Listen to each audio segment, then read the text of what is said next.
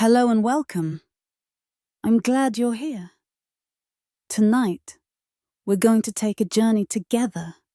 Not a hurried one. Not an exciting one. Just a slow, steady journey along the canals of Victorian England, where time moved at the pace of a horse's walk, and the world drifted by at 4 miles per hour. Before we begin, I want you to get comfortable. Settle in. Adjust your pillow. Pull up your blanket. Take a deep breath.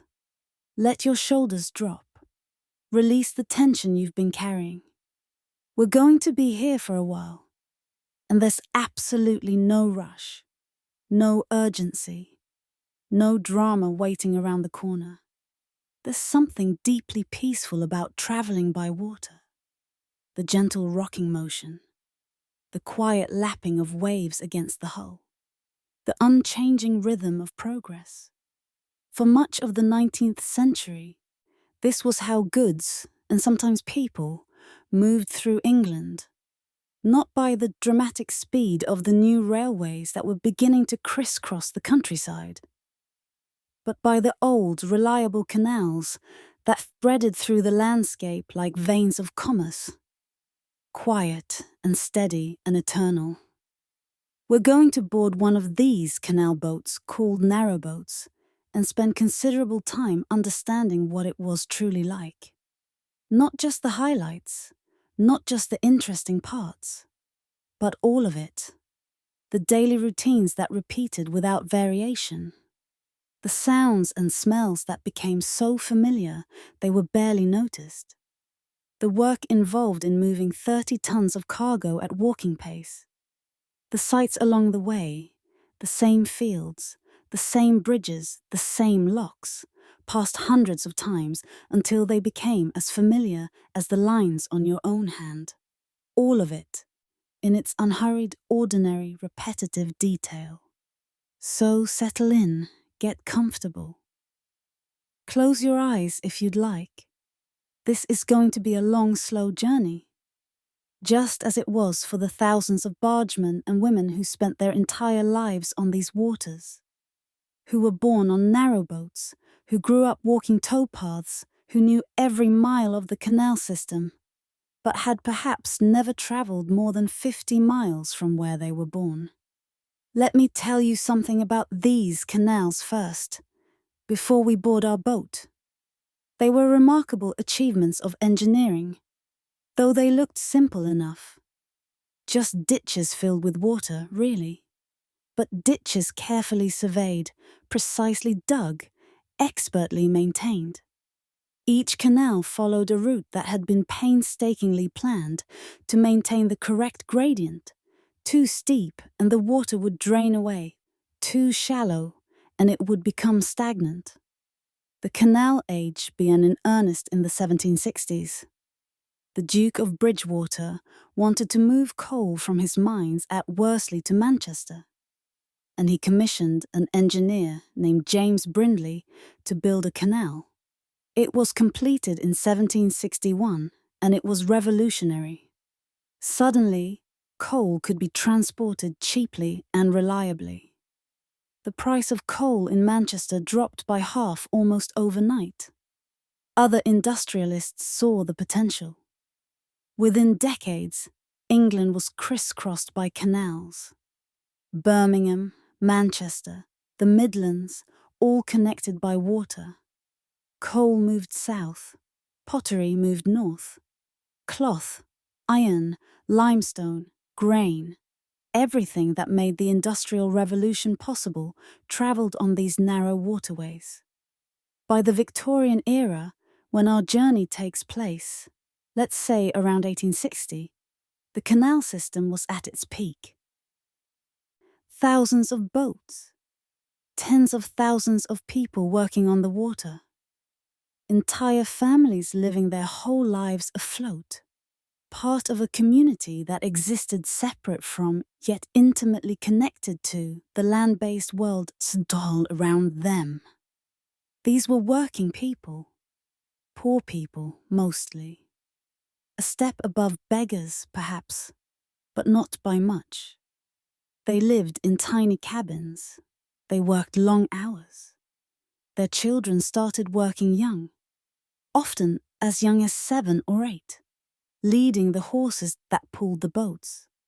They earned little and saved less, but they had freedom of a sort. They weren't tied to factories. They weren't crammed into slums. They moved through open countryside. They breathed fresh air. They were their own masters, in a way. Or at least, they answered only to the cargo and the canal and the slow, implacable demands of distance. Let's begin. It's early morning. The sun hasn't quite risen, but the sky is beginning to lighten. That particular quality of pre-dawn grey, where the world is visible but colourless. We're standing on a towpath beside a canal. The canal itself is about 40 feet wide here, with steep banks on either side. The water is dark, almost black in this light, perfectly still, like glass. Moored along the bank is our boat. A narrow boat, 70 feet long, less than 7 feet wide, sitting low in the water because it's fully loaded with cargo.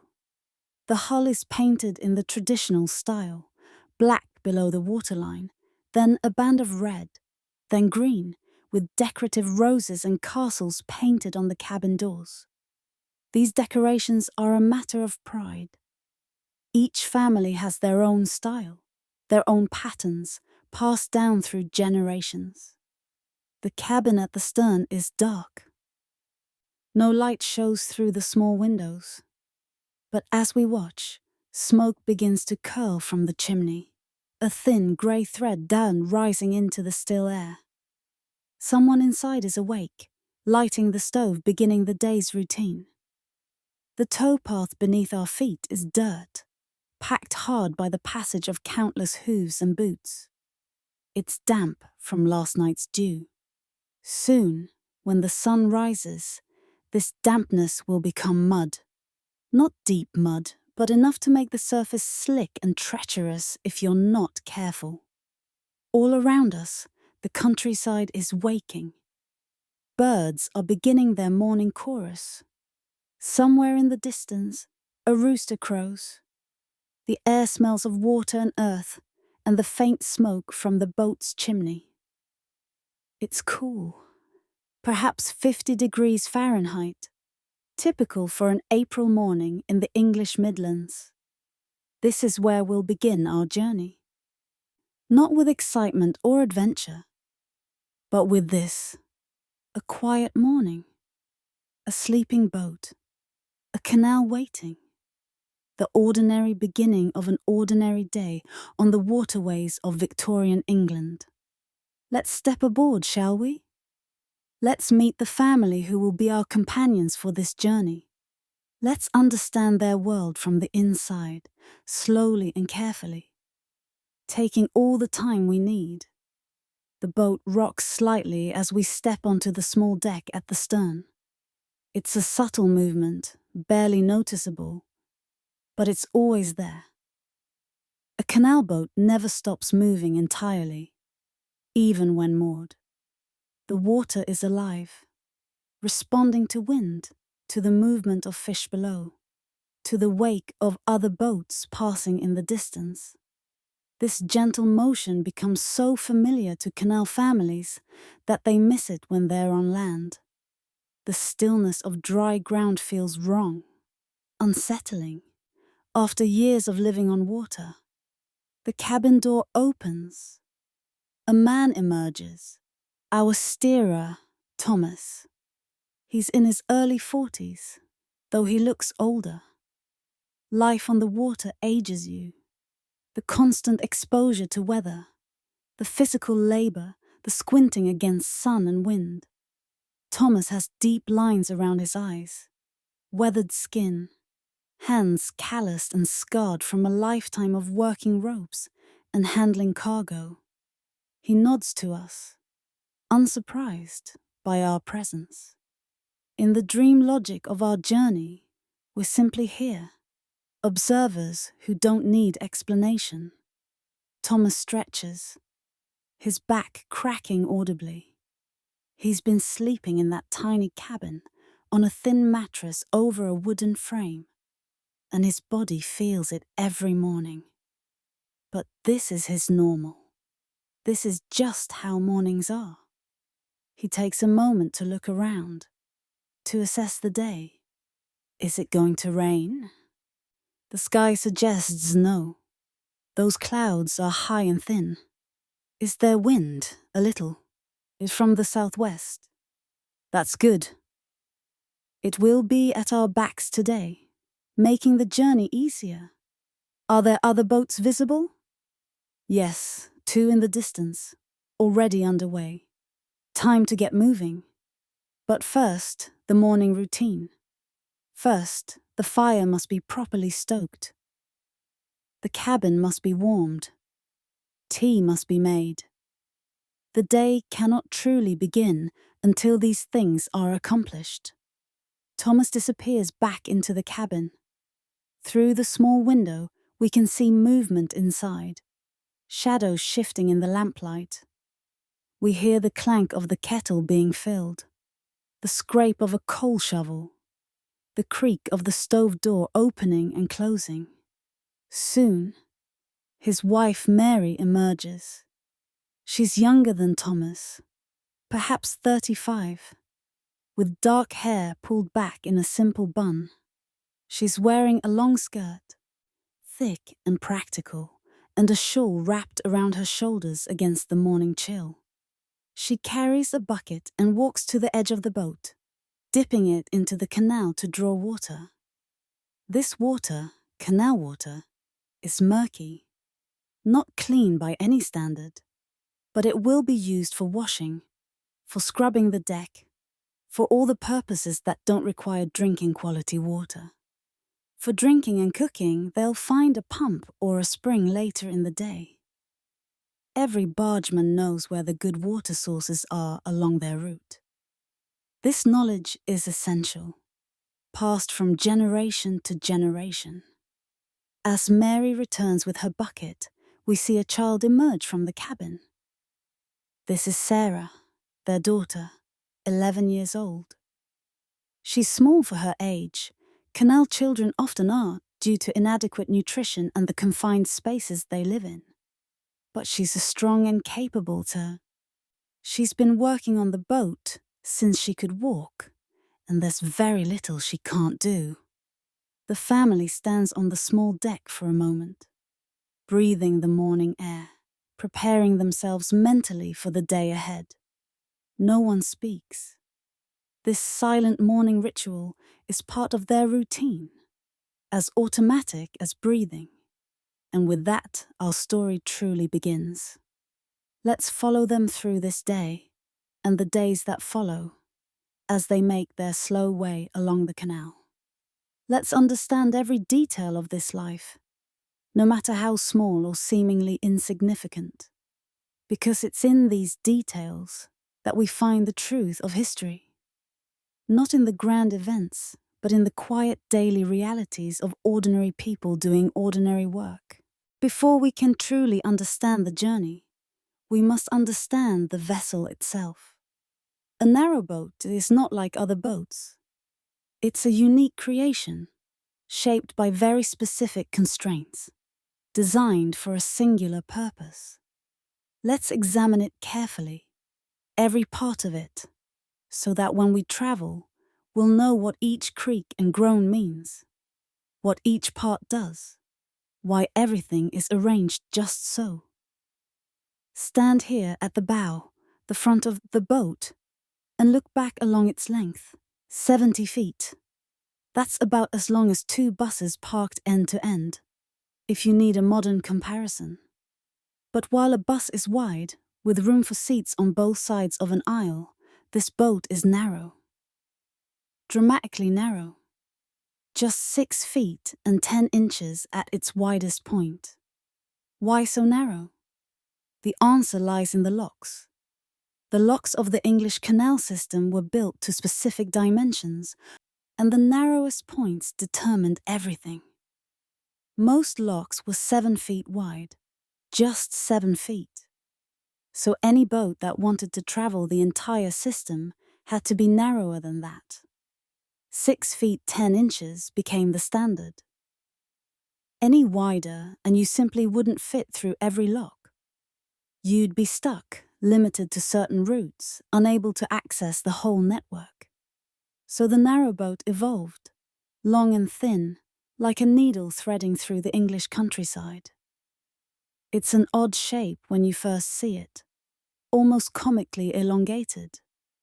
But once you understand the constraints, it makes perfect sense. Form follows function. The narrowboat is exactly what it needs to be, and not 1 inch more. The hull, the body of the boat, is made of iron. In earlier times, narrowboats were wooden, and some still are. But iron has become increasingly common by our 1860 setting. Iron is stronger, more durable. It doesn't rot like wood. It doesn't require constant caulking and maintenance. You can work an iron boat hard for decades without worrying that the hull will simply disintegrate beneath you. But iron has its drawbacks. It's cold in winter, brutally cold. The metal seems to suck warmth right out of the air. Stand on an iron deck on a January morning, and your feet will go numb within minutes, even through thick boots. In summer, iron is the opposite problem. It heats up like a stove, radiating warmth until the cabin becomes unbearable. Wood breathes, adjusts, moderates temperature. Iron does not. Iron is also loud. When you walk on an iron deck, rings. When something drops, it clangs. When you pole against a lock wall, the sound reverberates through the entire hull. Wooden boats are quieter, more discreet. Iron boats announce themselves. But iron lasts. That's the trade-off. A wooden boat might last 20 years with good maintenance. An iron boat could last 50, 60, even longer. For a working family whose entire livelihood depends on their boat, that longevity is worth every inconvenience. The hull is painted below the waterline, a thick, tar-based paint that protects against rust and also makes the boat more waterproof. Above the waterline, the traditional colors: black, red, and green in bands. These aren't random. They're tradition, going back decades. Every boat follows this pattern, though the exact shades might vary slightly. At the very front, the bow, is a small deck, perhaps 6 feet by 6 feet. This space serves multiple purposes. It's where ropes are coiled and stored.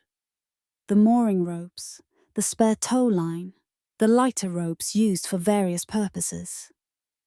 Everything must be coiled neatly, specifically. A tangled rope can be more than an inconvenience. It can be dangerous. If you need a rope quickly, if the boat is drifting toward a collision, if a child falls in and you need to throw a line, you can't be fumbling with the knots and tangles. So ropes are coiled clockwise, always, and laid flat, and everyone knows exactly where each rope is. The bow deck is also where the towing line attaches. There's a heavy iron hook bolted through the deck into the structural members below. The tow line, a thick rope, perhaps 2 inches in diameter, loops through this hook. When the horse pulls, all that force, all those tons of weight, transfers through this single point. The hook must be strong. If it failed, if it pulled free, the boat would drift helplessly. And the horse might be jerked backward, possibly injured. Behind the bow deck is the cargo hold. This is the heart of the boat, the reason for its existence. Everything else, The cabin, the comfort of the crew, the aesthetics, all of that is secondary to this, the hold. The hold is a large open cabhouse, roughly 50 feet long and occupying most of the boat's interior. At the moment, our boat is loaded with coal. 30 tons of coal, loaded at a colliery in Derbyshire 3 days ago. The coal sits in the hold, filling it to within a foot of the top. If you were to look down into the hold, which you can, through hatches that open in the deck, you'd see nothing but black lumpy, dusty coal. Tons and tons of it, making the boat sit low and heavy in the water. This coal is destined for a factory in Storeport, where it will fuel the boilers that power the machinery. By tomorrow night, this hold will be empty, and Thomas will be looking for another cargo to fill it for the return journey. A narrow boat cannot afford to travel empty. Every journey must carry cargo, must earn money, or the family doesn't eat. The hold is covered with tarpaulins, heavy canvas sheets treated with linseed oil or tar to make them waterproof. These top cloths must be secured carefully. There are wooden battens that fit into slots along the sides of the hold. And the tarpaulins drape over these, creating a peaked roof that sheds water. Ropes crisscross over the tarpaulins, tying down to rings on the sides of the boat, ensuring everything stays in place, even in wind or rough water. Securing the tarpaulins is skilled work.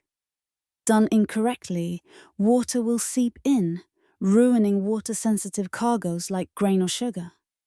Even coal, though it doesn't mind getting wet, can become difficult to unload if it's waterlogged. Heavier, messier, slower to shovel. So the tarpaulins are checked daily, adjusted, tightened. It's one of the many small maintenance tasks that fills the bargeman's day. Along the sides of the boat, just above the waterline, are the rubbing strakes, thick wooden planks that absorb the impact when the boat bumps against lock walls or other boats. Without these, the iron hull would be constantly dented and damaged. The rubbing strakes are sacrificial, meant to take the abuse. They're replaced every few years, a significant expense but a necessary one. The sides of the boat also feature small doors, called cargo holes, which can be opened to load or unload cargo. Most cargo goes in through the top, of course, but sometimes, if you're loading bags of grain or barrels, it's easier to pass them through a cargo hole than to lower them down from above. The cargo holes are bolted shut during travel, with rubber seals to keep water out.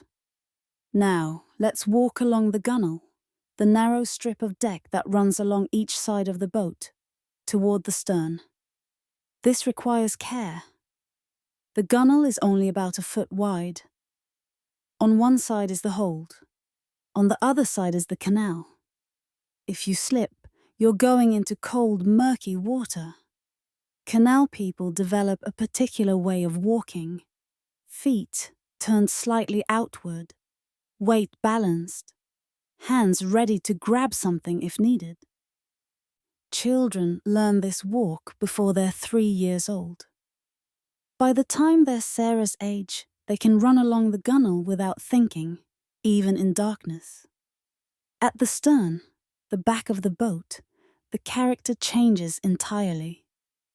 Here, built into the very end of the boat, is the cabin, the living quarters, home. From the outside, it looks tiny, because it is tiny. The cabin occupies perhaps the last 8 feet of the boat. 8 feet by 6 feet. That's the entire living space for a family of 3. 48 square feet. That's smaller than most people's bathrooms. And yet, in this space, Thomas and Mary and Sarah eat, sleep, cook, wash, mend clothes, read, talk, live their entire lives. When the weather is bad and they can't be outside, all three of them are in this space together for hours at a time. The cabin has a door. Actually, it has two doors, one on each side, because sometimes you need to exit port side and sometimes starboard, depending on which way the towpath runs. The doors are decorated with the traditional roses and castles, painted flowers, ornate and colourful, and little imaginary castles with turrets and flags. These decorations are distinctive to canal boats. No one knows exactly how the tradition started, but by Victorian times, it's universal. Every cabin is decorated this way. Each family's artwork slightly different, passed down through generations. The doors open outward. They have to, because there's no room inside for them to open inward. Step through one of these low doorways. Mind your head. The ceiling is only about 5 feet 6 inches high, and you're in another world. The world of the cabin. The secret, private world of the Canal family. It takes a moment for your eyes to adjust. There's very little natural light. The windows are tiny. Just portholes, really, perhaps 6 inches in diameter. They're glazed with thick glass and often they're dirty or fogged with condensation. The main light source is a lamp, an oil lamp, burning paraffin, hanging from a hook in the ceiling. In the lamplight, you can see that every surface is decorated. The walls are painted, usually in dark, rich colours, deep reds, greens, blues. There are painted flowers, the same roses you saw on the doors, painted patterns, geometric designs. Everything is ornate, busy, colourful. This is a point of pride. A bare cabin wall would be shameful. Every surface must be decorated, beautified, made special. The furniture is all built in, because there's no room for freestanding furniture. Along one wall is a bench, which serves as seating during the day. At night, the back of this bench folds down to become a bed. There's a thin mattress, folded up during the day, which goes on top of this bed base. This is where Thomas and Mary sleep. Above this bed bench is a small shelf, and above that is Sarah's bunk. A sleeping shelf, really, built into the wall. It's about 2 feet wide and 6 feet long. Just enough space for a child to lie down. Sarah sleeps there every night, in that narrow space under the low ceiling. She has a thin pillow and a wool blanket. That's all. But it's enough. It's what she's always known.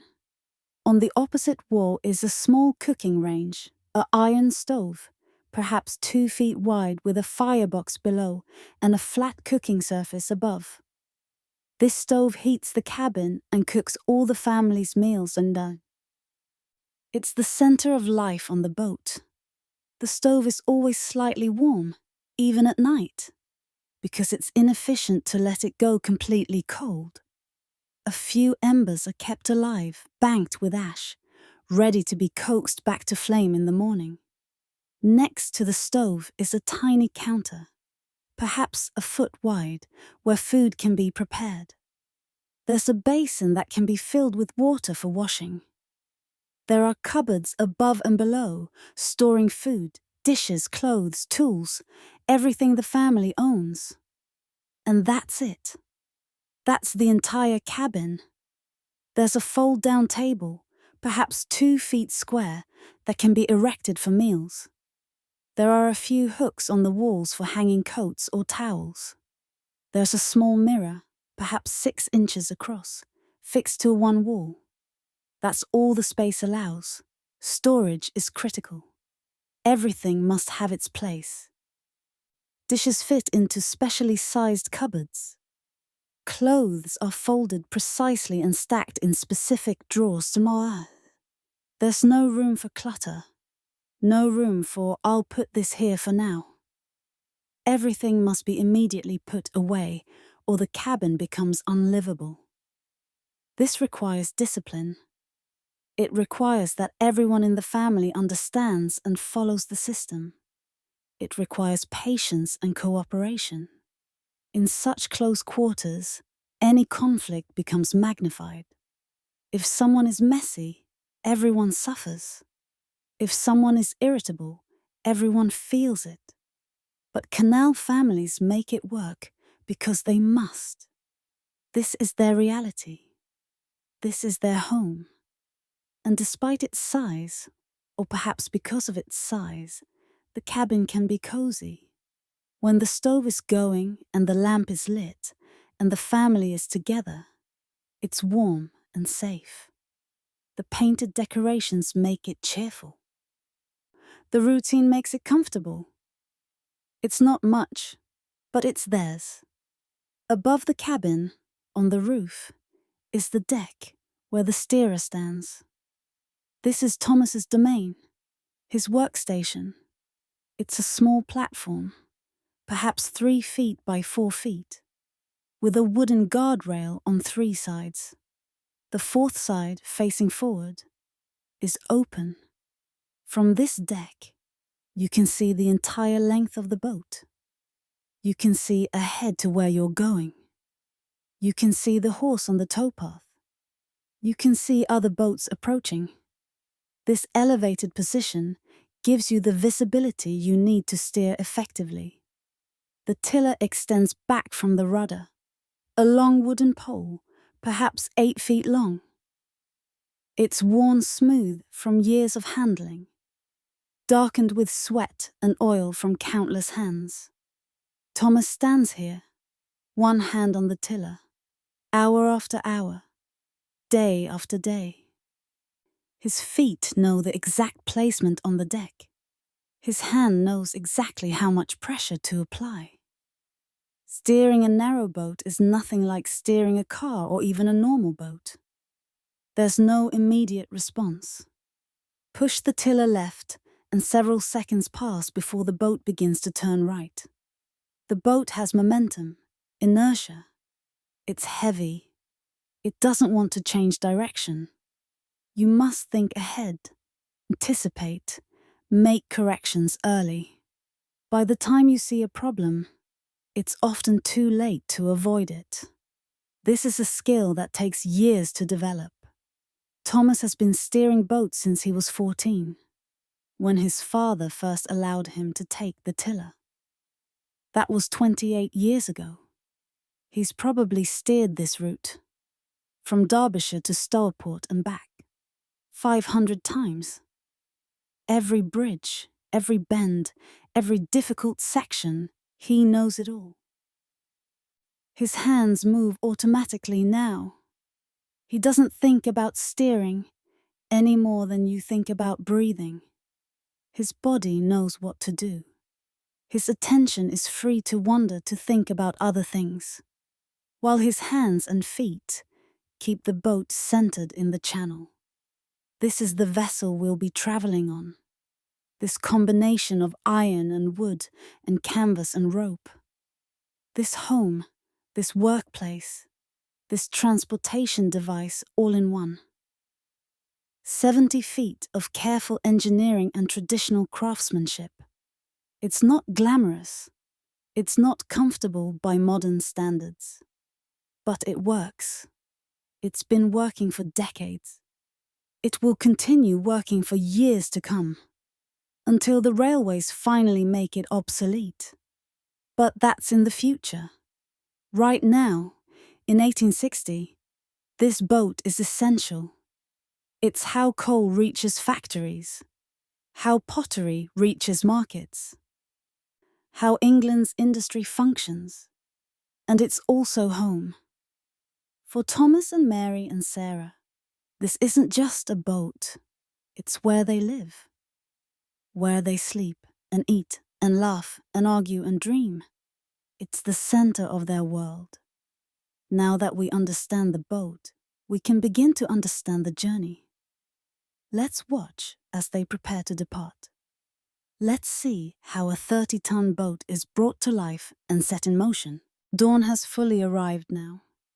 The sky is lighter, though the sun itself hasn't yet cleared the horizon.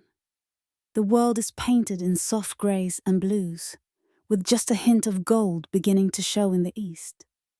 It's that magical time of morning when everything feels fresh and new, when the day's possibilities still lie ahead, untouched. Inside the cabin, the routine continues with practiced efficiency. Mary has the kettle on, an old blackened iron kettle that's been in her family for years. It came from her mother, who used it on the canal boats of an earlier generation. The kettle sits on the stove, and as the water heats, it begins to sing. Not quite a whistle, not quite a hum, but that particular metallic sound that tells you the water is almost boiling. While the water heats, Mary prepares the tea. They drink tea constantly, canal people. It's hot, it's comforting, and it helps with the eternal dampness of canal life. The tea is strong, proper builder's tea, they'd call it in later generations. Made in a large ceramic pot that will keep it warm for hours. Mary adds 3 generous spoonfuls of loose tea leaves to the pot, then fills it with the now boiling water.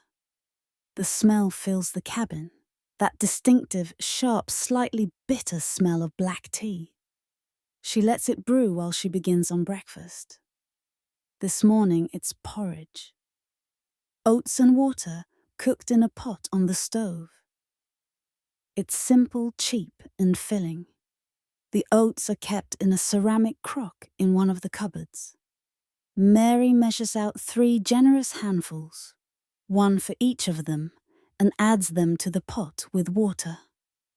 She stirs it occasionally as it cooks, watching to make sure it doesn't stick or burn. Thomas is outside now, conducting his morning inspection of the boat. This is routine, done every morning before departure. He walks the length of the boat, checking everything.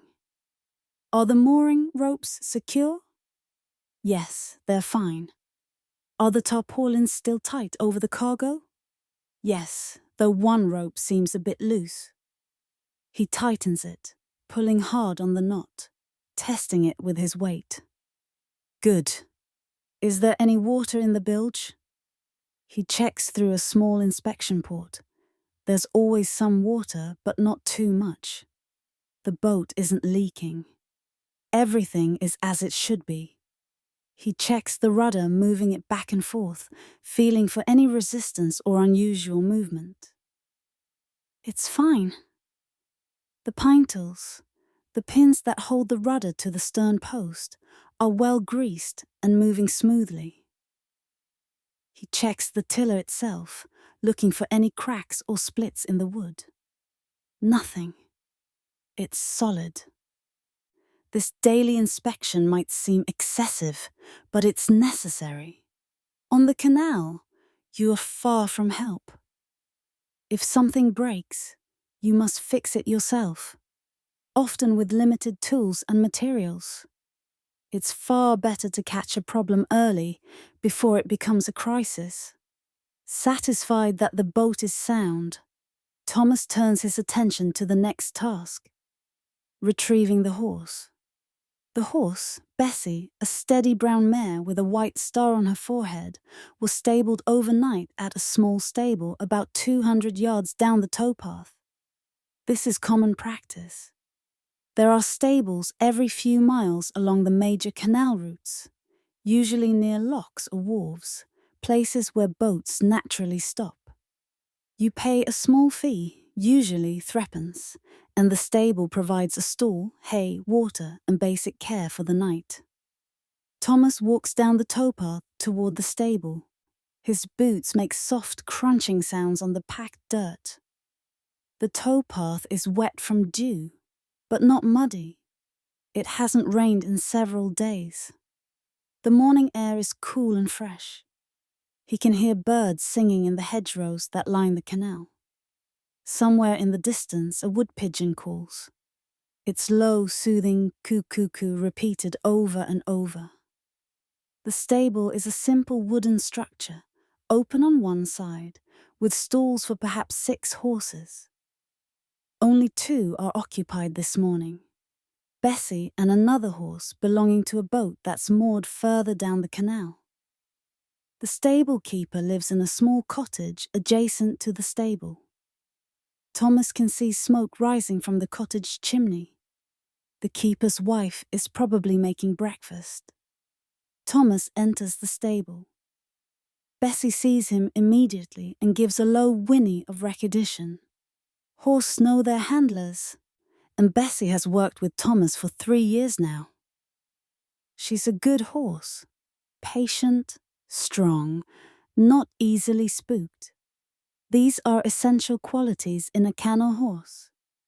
"Morning, girl," Thomas says, quietly, approaching her stall. He reaches out to stroke her nose. Her breath is warm against his hand, smelling of hay and horse. "Ready for another day's work, are you?" Bessie doesn't answer, of course, but she seems calm and alert. Thomas checks her over quickly, running his hands down her legs, checking for any heat or swelling that might indicate injury. Nothing. Her hooves look good, no stones caught, no cracks. Her coat is smooth, no unusual lumps or sores. She's in good condition. He fits her bridle first. This is a well-worn leather bridle, soft and supple from years of use and regular oiling. Bessie accepts the bit without resistance. She knows the routine as well as Thomas does. Then comes the collar, the heavy leather collar that sits on her shoulders and neck. This is what she'll push against to pull the boat. It must fit properly or it will rub and cause sores. The collar is followed by the hames, the curved metal pieces that fit around the collar and provide attachment points for the traces. Everything must be adjusted just right. Too loose and the harness won't work properly. Too tight and it will chafe. Finally, the traces themselves, the long straps that will connect to the swingle tree, which in turn connects to the tow rope. Everything is checked, double-checked. A failure in the harness could mean a lost day of travel while repairs are made, or worse, an injured horse. Satisfied, Thomas leads Bessie out of the stable. He pauses at the keeper's cottage to pay. 3pence, as expected. And then he and Bessie walk back down the towpath toward the boat. By the time they return, Sarah has emerged from the cabin. This is her job, handling the horse during the day's travel. She has been doing this for 3 years since she was 8. Before that, her older brother, now gone to work in a factory in Birmingham, did this job. Someday, if Sarah marries a canal man, her own children will do it. This is how knowledge passes down through canal families. Sarah greets Bessie affectionately. She's genuinely fond of the horse. They spend all day together, after all, walking side by side. She talks to Bessie constantly as they walk, telling her stories, singing songs, sharing her thoughts. Bessie is probably the best listener Sarah knows. Thomas hands over the lead rope to Sarah. "She's all yours," he says. "Give me a few minutes to get the boat ready, then we'll be off." Sarah nods. She stands beside Bessie, one hand resting on the horse's shoulder, waiting. Back on the boat, Mary has finished preparing breakfast. She calls Thomas and Sarah to eat. They gather in the cabin, squeezing into the small space.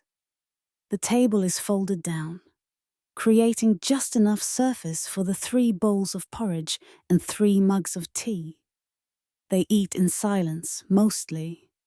It's too early for conversation. Outside, The world is fully light now. The sun has cleared the horizon, and golden light is streaming across the fields. It's going to be a decent day, weather-wise. Perhaps not warm, but dry. And that's what matters. The porridge is thick and filling. Mary has added a spoonful of treacle to each bowl, a small luxury that makes the bland oats palatable. The sweetness is welcome. They eat quickly, efficiently. There's no lingering over breakfast. The day's work awaits. When they finish, the bowls are rinsed quickly in a bucket of canal water and stacked in a cupboard. The tea mugs are likewise cleaned and put away. The table is folded back up. Within minutes, all evidence of breakfast has disappeared. The cabin looks exactly as it did before. Now it's time to prepare for departure. Thomas goes outside to deal with the mooring ropes. There are 2 of them, one at the bow and one at the stern. Each is tied to an iron stake driven into the bank. The knots are specific types, bowlines and clove hitches, knots that hold firmly but can be released quickly when needed. Thomas unties the stern rope first, coiling it carefully as it comes free.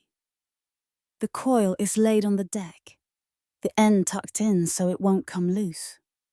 Then he walks along the narrow gunwale to the bow and releases that rope, coiling it likewise. The boat is now free, held in place only by the tow rope that Sarah is about to attach. The boat drifts slightly, moved by the gentle current and the morning breeze. Thomas returns to the stern deck and takes his position at the tiller. Sarah, meanwhile, has been preparing the tow rope. This is a substantial rope, perhaps 2 inches thick, made of hemp, 40 feet long.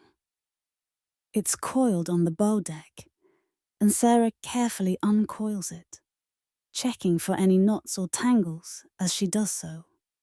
The rope is slightly stiff. It was damp yesterday and has dried overnight, but it's in good condition. One end of the tow rope is already attached to the boat, fastened to that heavy iron hook we examined earlier. Sarah takes the other end and attaches it to the swingle tree, a wooden crossbar that's part of Bessie's harness. This connection must be secure. She uses a specific knot, a timber hitch followed by a half hitch for security. She tugs on it hard, testing it. It holds. The tow rope now connects horse to boat in a long, loose loop. When Bessie walks forward on the tow path, the rope will go taut and the boat will follow. "Ready!" Sarah calls out. "Ready!" Thomas confirms from the stern. Mary is inside the cabin, but she's listening. She knows what's happening. She's experienced this departure routine thousands of times. Sarah takes Bessie's lead rope in her left hand and begins to walk forward. "Come on, girl," she says. "Easy now." Bessie leans into her collar. The tow rope begins to tighten, rising up out of the water where it had been lying. Water drips from it as it comes up. The rope forms a long, slightly curved line from the horse on the towpath to the boat on the water. For a moment, nothing happens. The boat is heavy, 30 tons of coal, plus the boat itself. It resists movement. It wants to stay still. But Bessie is strong and she's patient. She keeps pulling steady and consistent. The rope is taut now, tight as a bar. You could almost play it like a musical instrument. Then, very gradually, the boat begins to move. Just a few inches at first. Then a few more. The bow starts to shift, to turn slightly toward the center of the canal. Thomas makes a small adjustment with the tiller, guiding the boat, helping it find the right line. And then they're moving, actually moving. The boat is gliding forward, slowly but steadily, following the horse. The speed is perhaps 2 miles per hour at first, gradually increasing to 3 as the momentum builds. Thomas feels the boat come alive under his hands. The rudder has pressure on it now, the resistance of water flowing past. He can steer effectively now. He makes small adjustments, keeping the boat centered in the canal, avoiding the shallows near the banks. Sarah and Bessie walk at their steady pace. 3 miles per hour. That's walking speed for a human. Slow, but not laboriously so. You could keep up with this boat easily on foot. Children often do, running alongside, playing, then running ahead, then dropping back, while their parents work the boat. The morning journey has begun.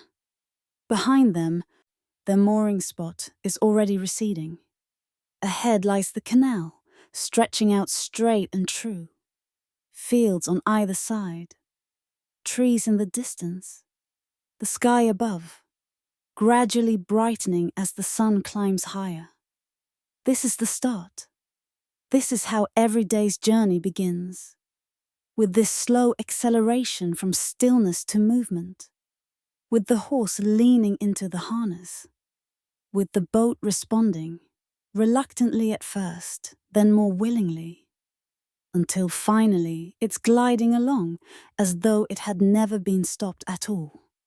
Mary emerges from the cabin and stands on the small bow deck looking ahead. She's thinking about the day ahead. They'll need to pass through 2 locks before midday. There's a wharf around mile marker 15 where they might stop for a brief rest. By evening, they should reach that nice mooring spot near the old oak tree, if no one else has claimed it. But that's hours away yet. For now, there's only this. The boat moving forward, the horse walking steadily, the canal flowing beneath them. The world is quiet except for natural sounds. The clip-clop of Bessie's hooves on the towpath, the soft gurgle of water along the hull, the morning songs of birds, the distant bleating of sheep in a hillside field. This is canal travel. This is what it was really like. Not exciting, not dramatic, just this steady, slow progress through the English countryside, day after day, week after week, year after year. Sarah walks beside Bessie, her hand resting lightly on the lead rope. She's been walking for about 30 minutes now, and they've covered perhaps 1.5 miles. The rhythm of walking has settled into her body. Left foot, right foot, left foot, right foot. It's automatic, requiring no conscious thought. The towpath beneath her feet is hard-packed dirt, worn smooth by the countless hooves and boots over the decades. In some places, the path is narrow, barely 3 feet wide. In other places, it widens to 6 or 8 feet. The width depends on the terrain, on how much space there was when the canal was built, on how much erosion has occurred over the years. To Sarah's left, just inches away, is the canal itself. The water is dark, reflecting the sky above. Sometimes she can see fish moving beneath the surface, shadows that dart away when her shadow falls on the water. There are pike in these canals, and perch, and eels. Her father sometimes fishes in the evenings when they wander moored, using a simple line and hook. Fresh fish makes a welcome addition to their diet. To her right, beyond the towpath, is a hawthorn hedge, thick and tangled, separating the canal from the fields beyond. The hawthorn is just beginning to leaf out, tiny green leaves emerging from the thorny branches. In a few weeks, It will be covered in white blossoms, and the air will be sweet with their scent. But for now, it's still mostly bare, a tangle of the grey-brown branches. Beyond the hedge, Sarah can see fields. These are pasture fields, with sheep grazing. The sheep pay no attention to the boat or the horse. They're used to canal traffic. Boats pass by every few hours, every day, year in and year out. To the sheep, it's just background, like the weather. Sarah counts the sheep sometimes, just for something to do. 1, 2, 3, 4. There are 17 sheep in this field. 16 ewes and 1 ram. The ram is larger, with impressive curled horns. He stands slightly apart from the ewes, watching over them. As she walks, Sarah's mind wanders.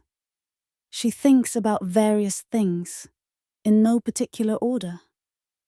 She remembers the dream she had last night, though the details are already fading. Something about being in a house. A real house with multiple rooms, though she's never actually lived in such a place. She wonders what that would be like, to have separate rooms for different purposes. A room just for sleeping. A room just for cooking. It seems wasteful, but also luxurious. She thinks about Bessie. Is the mare tired? Does she enjoy this work, or merely tolerate it? Horses can't tell you how they feel, so you have to guess based on their behavior. Bessie seems content enough. Her ears are forward. Her pace is steady. Her breathing is regular. She's not stressed or upset. She's just working, doing what she's trained to do. Sarah talks to Bessie sometimes. Good girl, Bessie. That's it. Keep going. We've got a long way today, but you can do it. You're strong, aren't you? Yes, you are. The horse's ears flick back at the sound of Sarah's voice, acknowledging it, though Bessie doesn't break her pace. The conversation, if you can call it that, is one-sided, but it helps pass the time. The towpath begins to curve slightly here. The canal is turning, following the contours of the land. It's a gentle curve, not a sharp turn. The canal engineers tried to keep curves gradual wherever possible. Sharp turns are difficult for the boats to navigate, especially long boats like theirs. As they round the curve, a new vista opens up. Ahead, perhaps half a mile distant, Sarah can see a bridge. It's a small bridge, just a farm bridge carrying a dirt road over the canal. These bridges are everywhere on the canal system. Anytime a road needs to cross the canal, there's a bridge. Some are grand affairs, made of ornate stone. Others, like this one, are simple brick arches, purely functional. But even this simple bridge presents a challenge. The towpath doesn't go under the bridge. It can't because there's no rooms. Instead, the towpath ends on one side of the bridge and resumes on the other side. This means that when a boat with a horse approaches a bridge, the horse must be temporarily disconnected. This is such a common occurrence that everyone knows the routine. As they approach the bridge, Sarah calls back to her father, "Bridge coming!" Thomas raises a hand in acknowledgement. He's already seen it, of course. He's been watching for it. When they're about 50 feet from the bridge, Sarah stops Bessie. "Whoa, girl, easy now." The horse stops. Sarah moves to the swingle tree and quickly unfastens the tow rope. It comes free easily. The timber hitch is designed to be quickly releasable when needed. The tow rope, now disconnected from the horse, drops into the water with a splash. It sinks, pulled down by its own weight and the slight current. Now, The boat is drifting, its momentum carrying it forward but slowly decreasing. Thomas uses the tiller to guide it toward the bridge opening. The boat glides through the arch, under the bridge, and out the other side. The whole process takes perhaps 30 seconds. Meanwhile, Sarah has led Bessie over the bridge. There's a ramp up to the bridge deck, then across, then another ramp down. Bessie knows this routine well. She doesn't need to be told what to do. She climbs the ramp, crosses the bridge, and descends the other side, waiting patiently on the towpath beyond. The boat emerges from under the bridge. Thomas uses a long pole, a shaft they call it, to position the boat close to the towpath. The tow rope floats up from the water, and Sarah grabs the end of it. She reattaches it to Bessie's swingle tree, using the same timber hitch as before. "Ready," she calls.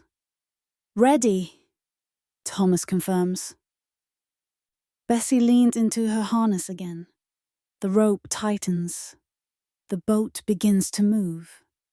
Within a few seconds, they're back to their normal pace, as if the interruption never happened. This entire process, stopping the horse, disconnecting the rope, passing under the bridge, reconnecting on the other side, has taken perhaps 3 minutes. It's a small interruption, barely worth noting. But these small interruptions add up. There might be 20 or 30 bridges on today's journey, each one requiring this routine, each one adding a few minutes to the overall travel time. This is part of why canal travel is slow. It's not just the walking pace, it's all the interruptions, the bridges, the locks, the occasional need to let another boat pass, the stops for rest and meals. All of it adds up. Sarah resumes her walking. Left foot, right foot, left foot, right foot. The rhythm is re-established. The morning continues. Time passes in a way that's difficult to describe. It's not that time moves slowly, exactly. It's more that time becomes less important. When you're walking at 3 miles per hour, constantly, for hours, you stop thinking about time in the usual way. You stop checking how far you've come or how far you have left to go. You just walk. The sun climbs higher. The air warms slightly, though it's still cool. Sarah unbuttons her jacket. Bessie's coat begins to develop a slight sheen of sweat. They're both warm from the walking, from the constant movement. The countryside continues to roll past.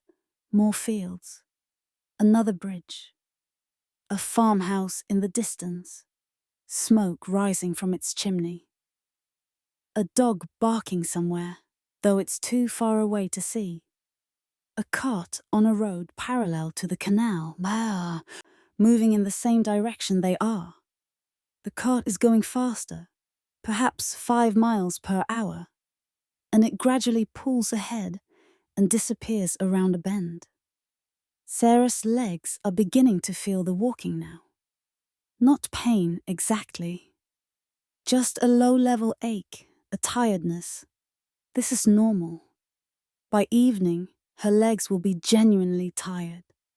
But she's young and strong, and she's used to this. She can walk 15, even 20 miles in a day if necessary. She thinks about stopping for a rest. But they haven't reached the agreed-upon stopping point yet. That's at the wharf near mile marker 10, still another half hour away. So she keeps walking. Bessie keeps walking. The boat keeps gliding forward. Behind her, on the boat, life continues. Mary is in the cabin, doing some mending.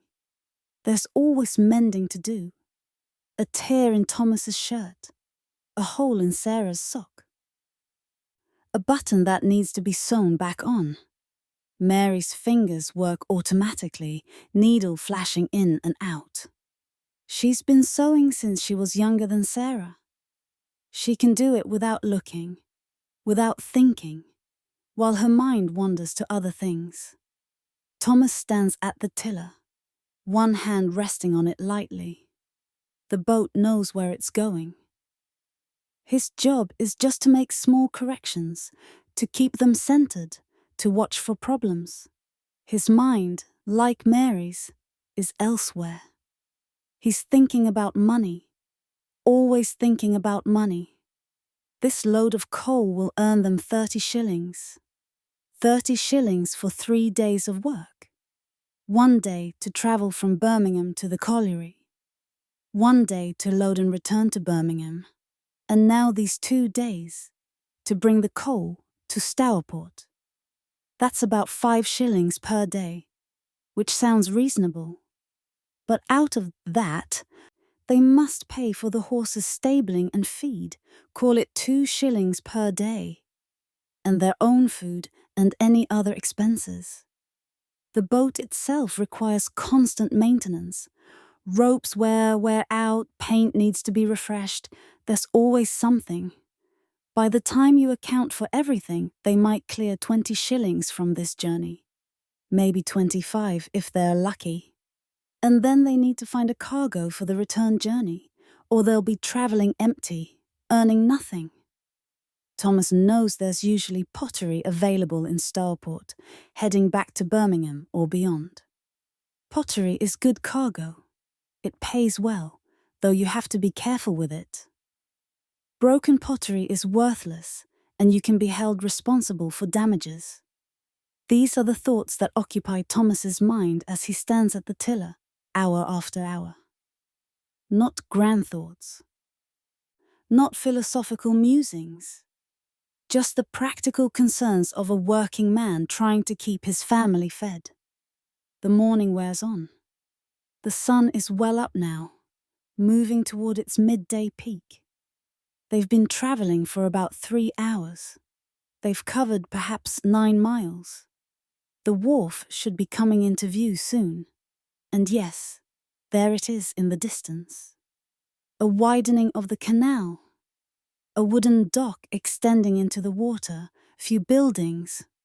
Warehouses, probably. And best of all, other boats moored there.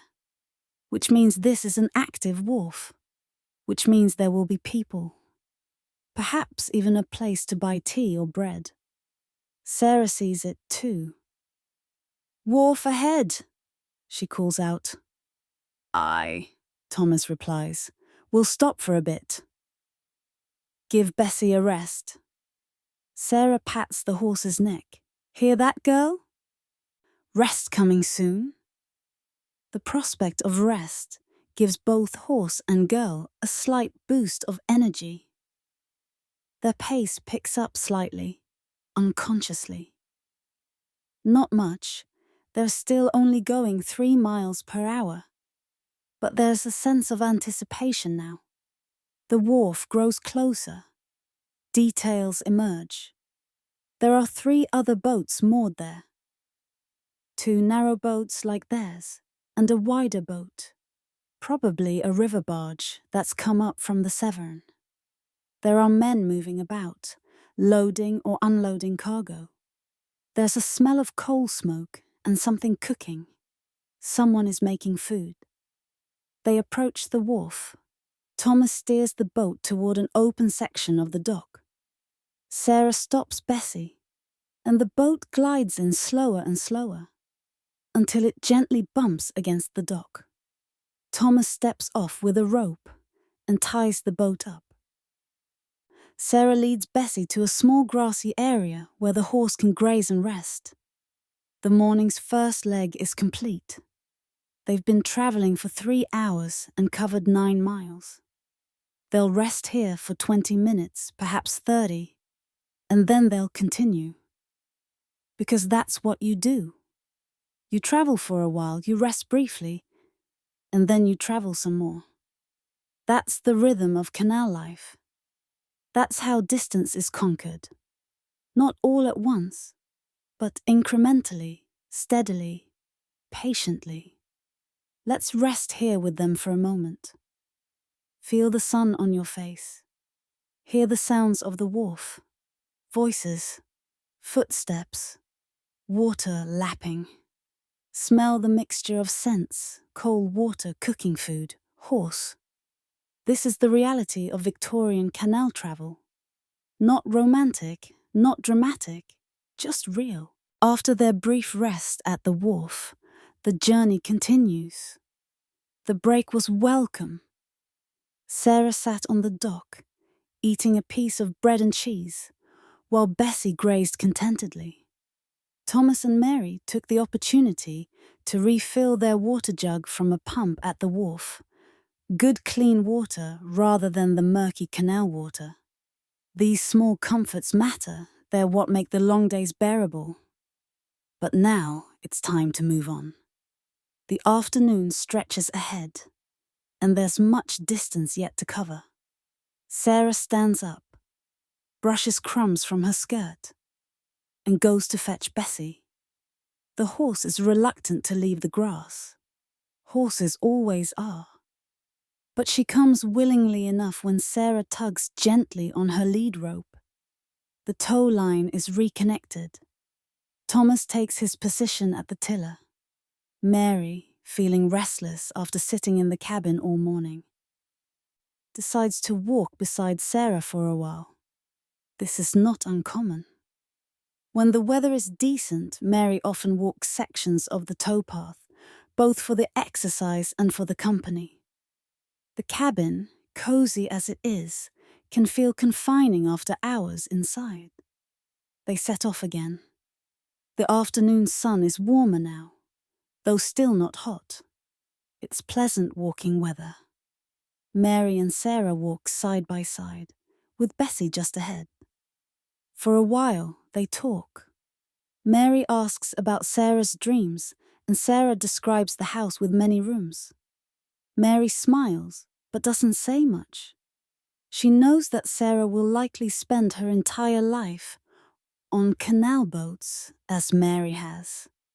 Dreams of houses are just that, dreams.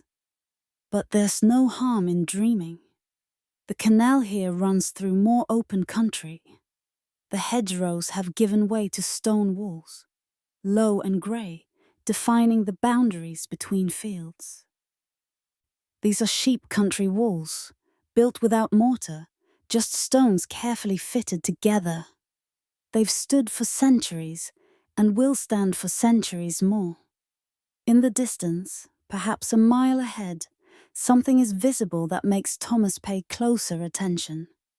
It's a lock. You can identify locks from far away by their distinctive features. The lock house beside the canal. The gates themselves forming a V shape, the upper and lower sections of canal at different levels. Locks are the defining features of canal travel. Without locks, canals could only go through flat country. With locks, canals can climb hills, traverse valleys, connect rivers at different elevations. The English canal system has thousands of locks, making it possible to boat from London to Liverpool, from Bristol to Birmingham, from anywhere to anywhere, despite England's hilly terrain. But locks are also the most time-consuming part of canal travel. Each lock can take 20 minutes or more to work through.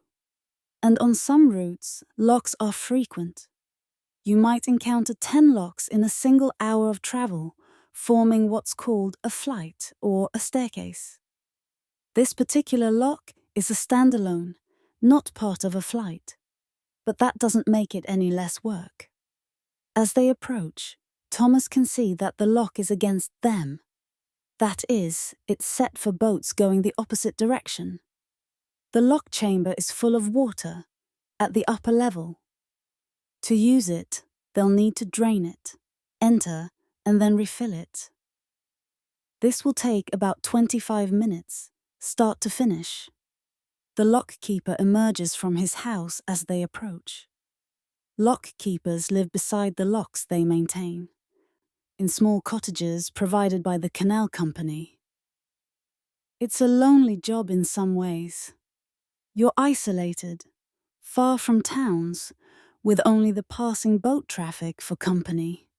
But it's steady work, and it comes with a house, which is more than many working people have. This lockkeeper is a man named William.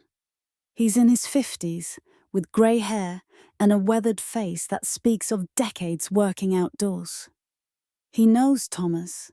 They've encountered each other hundreds of times over the years. The greeting is minimal but friendly. Thomas, going up? Aye, William. How's the lock? Working fine. Had 5 boats through this morning already. Busy day. Thomas nods. They both know what needs to be done. William doesn't need to be asked or told. He's already walking toward the upper gate, preparing to open the paddle that will drain the lock. Let's take a moment to understand exactly how a canal lock works, because understanding this will help us appreciate the time and effort involved. A lock is essentially a watertight chamber, built of brick or stone with gates at each end. Our lock is about 70 feet long, just long enough for a narrow boat, and 7 feet wide. The chamber walls rise about 10 feet above the lower level of the canal. At each end are the gates, massive wooden structures, each gate weighing several tons. The gates are arranged in a V shape, with the point of the V facing upstream, the higher side. This arrangement means that water pressure holds the gates closed. The more water pushing against them, the tighter they seal. This is a clever bit of engineering. The gates become more secure under exactly the conditions when you most need them to be secure. The gates don't open like doors on hinges, though they do have hinges. Instead, they swing open by pushing on long wooden beams, called gate paddles or balance beams, that extend from each gate. The beams are counterweighted, so despite the weight of the gates, a single person can push them open once the water pressure is equalized. But before the gates can be opened, the water level in the lock must be changed. This is done through paddles, small doors or valves built into the gates or into the walls of the lock. Opening a paddle allows water to flow through, either filling the lock chamber or draining it. The paddles are controlled by ground paddles or gate paddles. Metal racks with teeth operated by a windlass, which is a removable metal crank. The lockkeeper carries a windlass with him at all times. It's the key tool of his trade. So, to work our boat through this lock, here's what must happen. First, the lock must be drained. William goes to the upper gate and inserts his windlass into the paddle mechanism. He winds it clockwise, round and round many turns. This gradually lifts the paddle inside the gate. As the paddle rises, water begins to gush through the opening. The sound is tremendous. Water doesn't flow gently through lock paddles. It rushes, churns, roars. It pours out in a white, foaming torrent, crashing into the lower level of the canal. The force is incredible.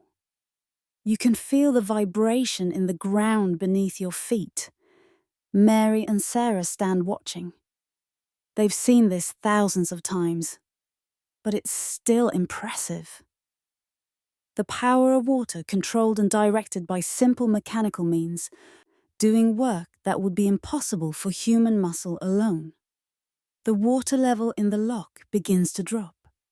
At first, you can't see the change. The chamber is too deep. But after a few minutes, the brick walls of the chamber become visible, dark and wet, covered in green slime and moss. The water level is dropping perhaps 6 inches per minute. Thomas, meanwhile, has positioned the boat just outside the lock, in the lower canal section. He holds the boat steady, using the tiller and occasional pushes with the shaft. The long pole used for maneuvering. Sarah has brought Bessie alongside on the towpath, waiting. The horse stands patiently, her head low, perhaps dozing slightly. She knows this part of the routine means standing still for a while. The water continues to pour out of the lock. After about 10 minutes, the level inside the lock has dropped to match the lower canal.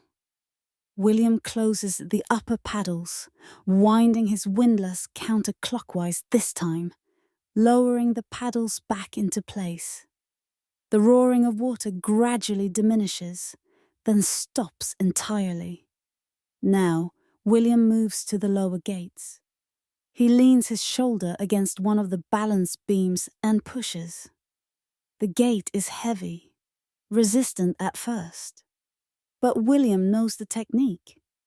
You use your body weight, not just arm strength. He pushes steadily, and the gate begins to swing open. It moves slowly, ponderously, but it moves. Once the first gate is open, he does the same with the second gate. Both gates are now fully open, and the lock entrance is cleared. "Come on through," William calls. Thomas steers the boat forward. Sarah and Bessie walk alongside on the towpath. The boat glides into the lock chamber, fitting with only inches to spare on either side. This is where steering skill matters. Too fast, and you'll crash into the far gate. Too slow, and the boat might drift sideways and get stuck. Thomas has the experience to judge it perfectly. The boat slides in smoothly, coming to rest in the center of the chamber. Mary jumps off the boat onto the lock side, carrying a rope. There are iron rings set into the lock walls at regular intervals, and Mary loops the rope through one of these rings. This rope will hold the boat centered as the water level rises. Thomas does the same at the stern. 2 ropes, one forward and one aft, keeping the boat straight and stable. Now, William closes the lower gates behind them, same process as before, leaning against the balance beams, pushing until the massive gates swing closed. When both are shut, the lock is sealed. The boat is trapped inside, floating in the chamber, surrounded by walls on all sides. It's a strange feeling being in a lock. The walls rise high around you, blocking the view. You're in a pit, essentially, 10 feet below the level of the surrounding land. The air feels different, cooler, damper. The sound echoes off the brick walls. Now comes the filling process. William goes to the upper gates and opens the paddles again. Water begins to pour in, but now it's coming in from above, from the higher level. It gushes through the paddle openings, crashing and churning. The boat begins to rise. At first, it's barely perceptible. But after a minute or two, you can definitely tell you're going up.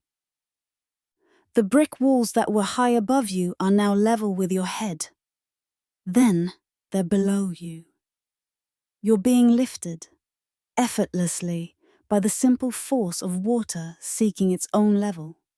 Mary and Thomas play out their ropes as the boat rises, maintaining tension but allowing the boat to ascend. If the ropes are too tight, the boat will hang on them and tip. If they're too loose, the boat will drift or spin.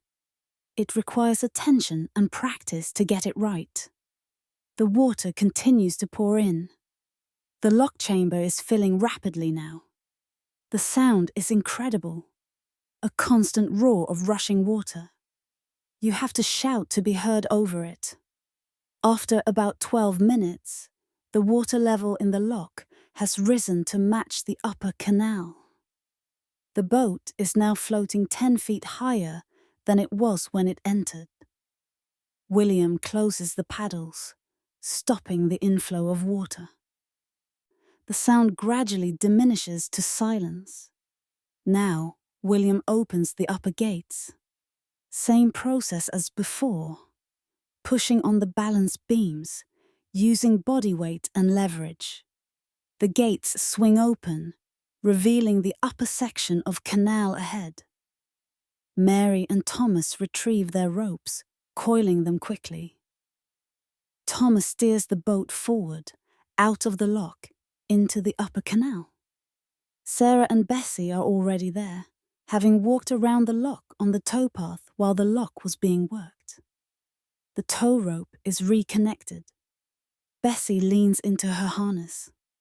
The boat begins to move again. The lock is behind them now, and they're on their way. The entire process, from approaching the lock to exiting it, has taken 23 minutes. That's about average for a single lock. On a route with many locks, this adds up significantly. A flight of 10 locks might take 4 hours to work through. That's 4 hours to gain perhaps 100 feet of elevation. But this is how it's done. This is the only way to do it. William waves as they depart. Thomas raises a hand in return. No words are exchanged. None are needed. They'll see each other again in a few days when Thomas makes the return journey. The afternoon continues. The sun is past its peak now, beginning its long descent toward evening. There are still hours of daylight left, still miles to cover. Another lock is visible ahead, and beyond that, another. This is a section with several locks in close succession, not quite a flight, but close. The rhythm of the day has been established. Walk for a while. Work through a lock. Walk some more. Work through another lock. Each lock is the same process, the same routine. After a while, it becomes almost automatic. Your body knows what to do before your mind consciously decides. This is canal travel. This is the reality of it. Not the romantic image of gliding peacefully through countryside, but this. Hard physical work, repeated over and over all day long, winding windlasses, pushing gates, managing ropes, walking miles and miles beside a horse. It's honest work. It's necessary work, but it's undeniably hard. By late afternoon, they've worked through 6 locks. Sarah's arms ache from helping push gates. Thomas's shoulders hurt from the constant effort. Even Bessie seems tired. Her head lower, her pace slightly slower. But there are only 2 more locks before they reach their planned mooring spot for the evening. 2 more. They can manage 2 more. The sun is lower now, casting long shadows across the canal. The light is golden, beautiful. The air is cooling as evening approaches. Birds are beginning their evening songs, different from their morning songs, less urgent, more settling. 1 more lock, then 1 more. The routine repeats. Drain, enter, fill, exit. Drain, enter, fill, exit. Each lock raises them another 10 feet. Each lock brings them closer to their destination. And then, finally, they're through. The last lock is behind them. The canal ahead is level for several miles. Thomas knows this section. The good mooring spot he's aiming for is just another mile ahead. Everyone is tired now, truly tired. Sarah's legs feel like lead. Thomas's back aches. Mary, who helped at every lock, pushing gates and managing ropes, is exhausted. Even Bessie is clearly ready to be done for the day. But they keep going. 1 more mile. Just 1 more. Because that's what you do. You push on until you reach your stopping point. Then, and only then, do you rest. The mooring spot appears ahead. It's just as Thomas remembered. A gentle widening of the canal, a grassy bank, a large oak tree providing shade. And thankfully, it's empty. No other boats have claimed it. Thomas steers toward the bank. Sarah stops Bessie. The boat glides to a stop. Mooring ropes are tied. The day's journey is complete. They've covered perhaps 16 miles today and gained about 100 feet in elevation through multiple locks. It's taken 12 hours of travel, not counting breaks. 12 hours of constant work. But now it's done. Now there's evening rest to look forward to. Food, warmth, sleep. Tomorrow will bring more of the same. But tomorrow is tomorrow's concern. Tonight, there's only this. A boat moored beside a quiet canal. A family settling in for the evening. A horse grazing in a darkening field. Let's rest here with them. Feel the relief of stopping. The pleasure of knowing the work is done for today.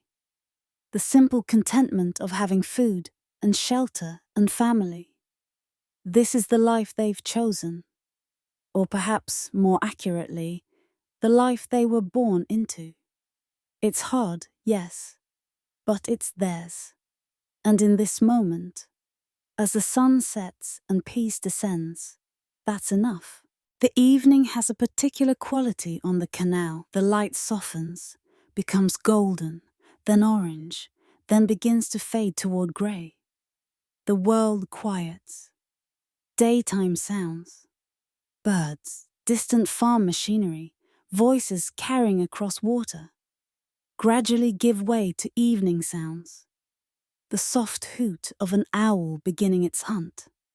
The splash of a fish rising to catch insects. The rustle of some small animal in the undergrowth along the bank. Sarah has led Bessie to a small field adjacent to the canal. The field belongs to a farmer who allows canal boats to graze their horses here for a small fee, 2p per night. It's a good arrangement. The farmer gets a bit of extra income, and the boatmen have a reliable place to rest their horses. Sarah pays the fee to a guy who comes from the farmhouse to collect it. The farmer's son, perhaps 10 years old, who takes the coins without speaking and runs back home. Bessie is happy to be free of her harness. Sarah unbuckles all the straps, removes the collar, the hames, the traces. Everything is heavy, and she carries each piece back to the boat carefully. The harness must be stored properly, hung up to air, checked for wear, kept in good condition. A broken strap at the wrong moment could mean a lost day of travel. With the harness removed, Bessie immediately begins to graze. She tears at the grass with her large, flat teeth, chewing methodically. The grass here is good. Spring grass, fresh and nutritious. Bessie will graze for an hour or more, then probably lie down for the night. Horses don't need much sleep, maybe 3 or 4 hours, and they can sleep standing up. But Bessie prefers to lie down when she can, when she feels safe. Sarah watches the horse for a few minutes, making sure she's settled. Then Sarah walks the perimeter of the field, checking the fence. This is something her father taught her to do. If there's a gap in the fence, a horse might wander through it and be lost. A lost horse is a catastrophe for a canal family. Without the horse, you cannot work. Without work, you cannot eat. The fence is sound. Good. Sarah heads back to the boat. On the boat, Mary is already preparing the evening meal. The tiny cabin is warm now from the stove, which has been burning all day. The warmth is welcome as the air outside cools. Mary has lit the oil lamp, and its yellow light fills the cabin, making it cozy despite its size. Tonight's meal will be more substantial than midday's bread and cheese. Mary is making a stew, their traditional evening meal when they have the time and ingredients for it. She has potatoes, which keep well on the boat. She has an onion, she has a bit of bacon, just a few rashers, but enough to flavor the stew. These ingredients, chopped and thrown into a pot with water and a pinch of salt, will cook on the stove for the next hour, filling the cabin with savory smells. The preparation is methodical. First, peel the potatoes. The peelings go into a scrap bucket, which will be emptied into the canal later. Nothing is wasted. The potato peelings will feed the fish, the ducks, the ecosystem of the canal. Then, chop the potatoes into rough cubes. No need for precision. This is stew, not fine dining. The onion makes Mary's eyes water as she chops it. She's used to this, barely notices it anymore. The onion pieces go into the pot. Then the bacon, cut into small bits. Some people would cook the bacon first, render out its fat, then add the vegetables. But Mary's method is simpler. Everything goes in together. It all ends up the same anyway. Water from the jug, the clean water they got from the wharf, not canal water, fills the pot. A generous pinch of salt from the small ceramic salt crock. A grinding of black pepper if they have it, though often they don't. The pot goes onto the stove, sitting on the flat top where the heat will slowly bring it to a boil. While the stew begins to cook, Mary tends to other tasks. There's bread to slice. They bought a loaf at the last wharf, and it's still reasonably fresh. There's tea to make. Always tea. The kettle is filled and set to boil. She also takes a moment to tidy the cabin, though there's little to tidy. Everything is already in its place, as it must be in such a confined space. But she shakes out the sleeping blankets, smooths them, arranges the pillows. She wipes down the small counter with a damp cloth. She checks that the lamp has enough oil. It does, but only just. They'll need to buy more lamp oil than at store report. Thomas, meanwhile, is outside conducting his evening inspection of the boat. This is the companion to his morning inspection. A chance to check that the day's travel hasn't caused any damage or problems. He walks the length of the boat slowly, looking at everything. The hull looks fine. No new dents or scrapes. The tarpaulins are still secure over the cargo. The mooring ropes are properly tied. The tiller is in good condition. Everything is as it should be. He checks the bilges again. The spaces in the bottom of the boat where water collects. There's a bit more water than this morning, but nothing concerning. All boats take on some water, just from the constant flexing and movement.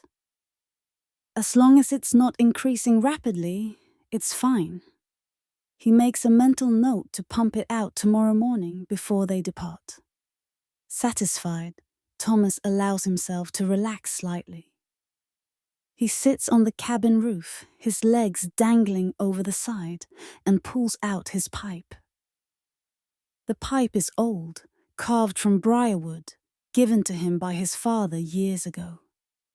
The stem is cracked and has been repaired with wire wrapping, but it still draws well. He fills the pipe with tobacco from a small pouch, tamps it down with his thumb and lights it with a match. The first draw is always the best.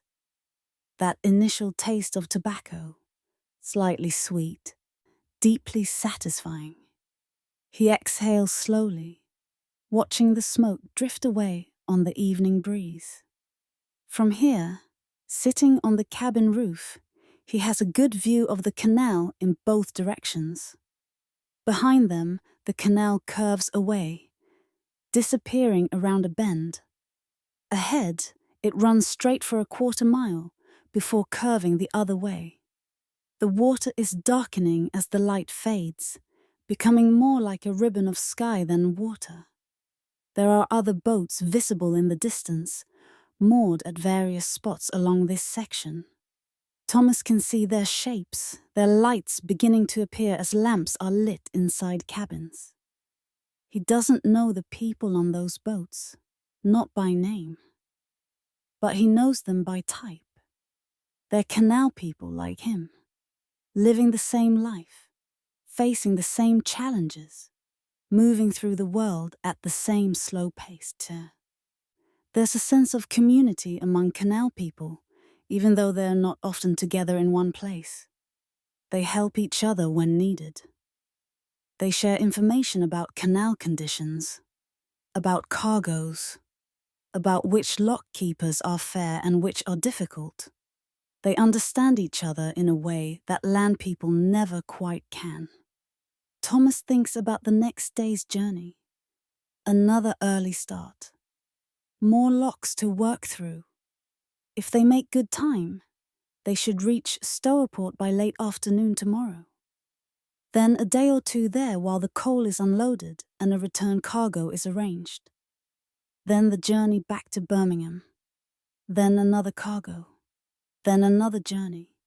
On and on, week after week, month after month. It's a hard life, no getting around that. But it's also a free life in its way. Thomas answers to no factory foreman. He works no shift dictated by a whistle. He sees the countryside, breathes fresh air, sets his own pace. That's worth something. Maybe not worth everything, but something. Sarah emerges from the cabin, interrupting his thoughts. Mother says supper will be ready in half an hour, she reports. Right, Thomas says. I'll come in shortly. Sarah doesn't go back inside immediately. Instead, she sits beside her father on the cabin roof. They sit in companionable silence for a few minutes, watching the evening deepen. Father, Sarah says eventually, do you think we'll always live on the boat? Thomas considers the question. I expect so, he says. This is what we know. What would we do on land? I don't know, Sarah admits. I just wonder sometimes what it would be like to stay in one place, to have a house. Thomas nods slowly. Your mother wonders that too sometimes. But houses cost money, more money than we have. And what work would I do? I'm a bargeman. I don't know any other trade. Could you work at a factory? I could, Thomas says. But factory work is hard. Different hard than this, but hard all the same. Long hours, dangerous machinery, foremen watching you every moment. At least here we're our own masters. Sarah thinks about this. I suppose, she says. They sit quietly for a while longer. The smell of cooking stew drifts out from the cabin. The evening continues its slow transition toward night. Finally, Mary calls them in for supper. They climb down from the cabin roof and enter the warm, lamplit space. The table has been folded down. 3 bowls are waiting, 3 spoons, 3 mugs for tea. Mary ladles the stew into the bowls. It's simple food, potatoes and onion and a bit of bacon. But it's hot and filling. And after a long day of work, it tastes wonderful. They eat in appreciative silence, sopping up the stew with chunks of bread. When the meal is finished, the bowls are washed in a bucket of canal water heated on the stove. The dishes are dried and put away. The table is folded back up. The cabin is returned to its neat, organized state. The evening's last tasks are completed.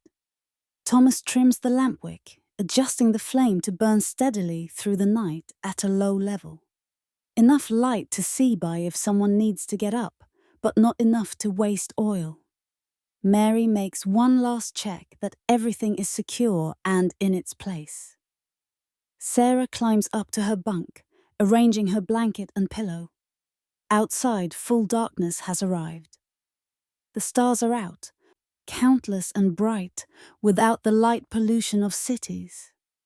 The moon hasn't risen yet, so the stars are especially visible.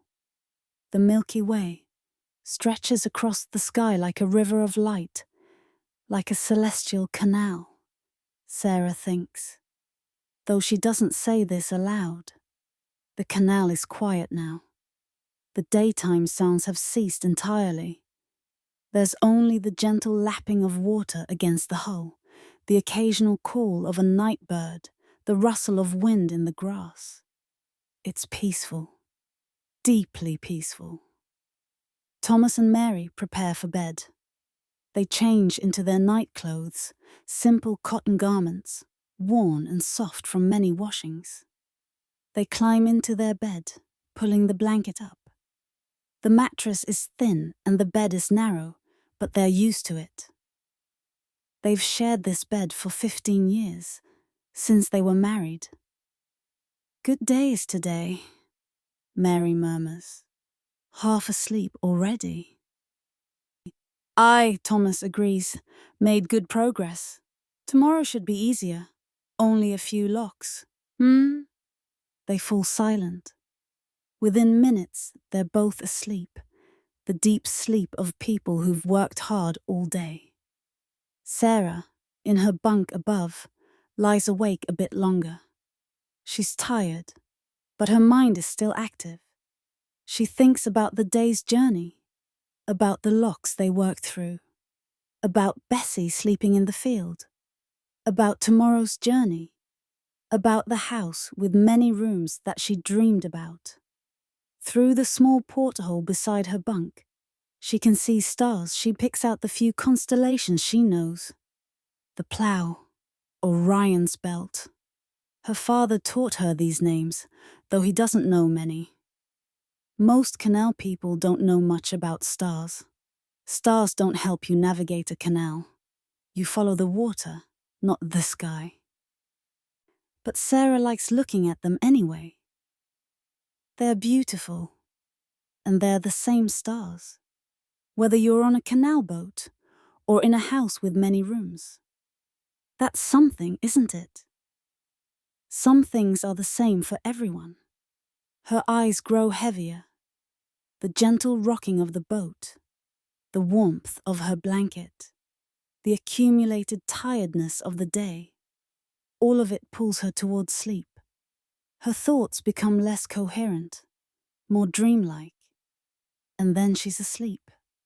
All three of them sleeping in that tiny cabin, floating on dark water, surrounded by night and silence and stars.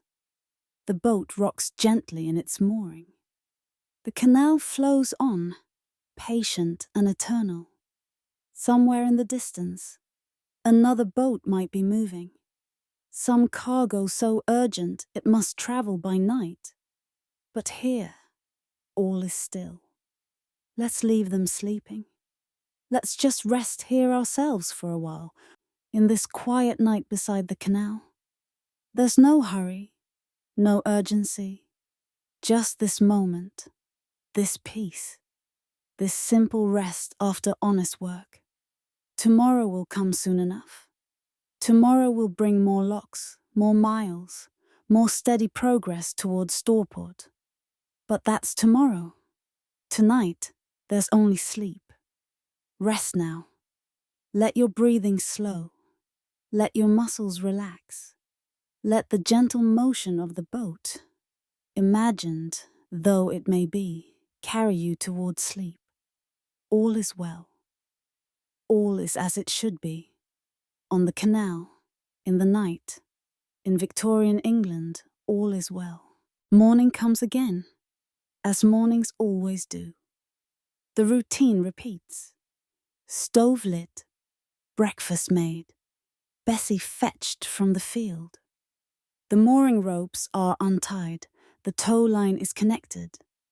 The boat begins to move. This is the second full day of the journey to Storeport. Yesterday they covered about 16 miles. Today they need to cover a similar distance. By evening, if all goes well, they should be mooring at the outskirts of Storeport itself, ready to enter the basins early tomorrow morning for unloading. But that's still many hours away. For now, there's only this: the morning canal, the horse walking steadily, the boat gliding forward, the routine, the rhythm, the endless repetition that defines canal travel. Let's talk about what this repetition does to perception of time. When you're traveling by canal, time behaves differently. Not literally, of course. Seconds still pass at their standard rate. Minutes still contain 60 seconds. But your experience of time changes. On modern highways, traveling at 60 miles per hour, an hour passes quickly. The scenery changes rapidly. Towns appear and disappear. You cover vast distances. There's a sense of time rushing past, of ground being covered at an appreciable rate. But at 3 miles per hour, an hour is different. In 1 hour on the canal, you might cover 3 miles. 3 miles is visible to you from the start of the hour. You can see where you'll be at the end of the hour. That bridge in the distance? You'll reach it in about 20 minutes. That church spire? An hour, maybe a bit more. This changes your relationship with time. You stop thinking in terms of hours and start thinking in terms of landmarks. The day isn't measured by clock time. Most canal families don't own clocks anyway. The day is measured by progress. We've passed the red bridge. We've worked through the double locks. We've reached the wharf with the big oak tree. These are the markers that matter. And because progress is so slow, so incremental, you develop patience. You must develop patience, or you'll go mad.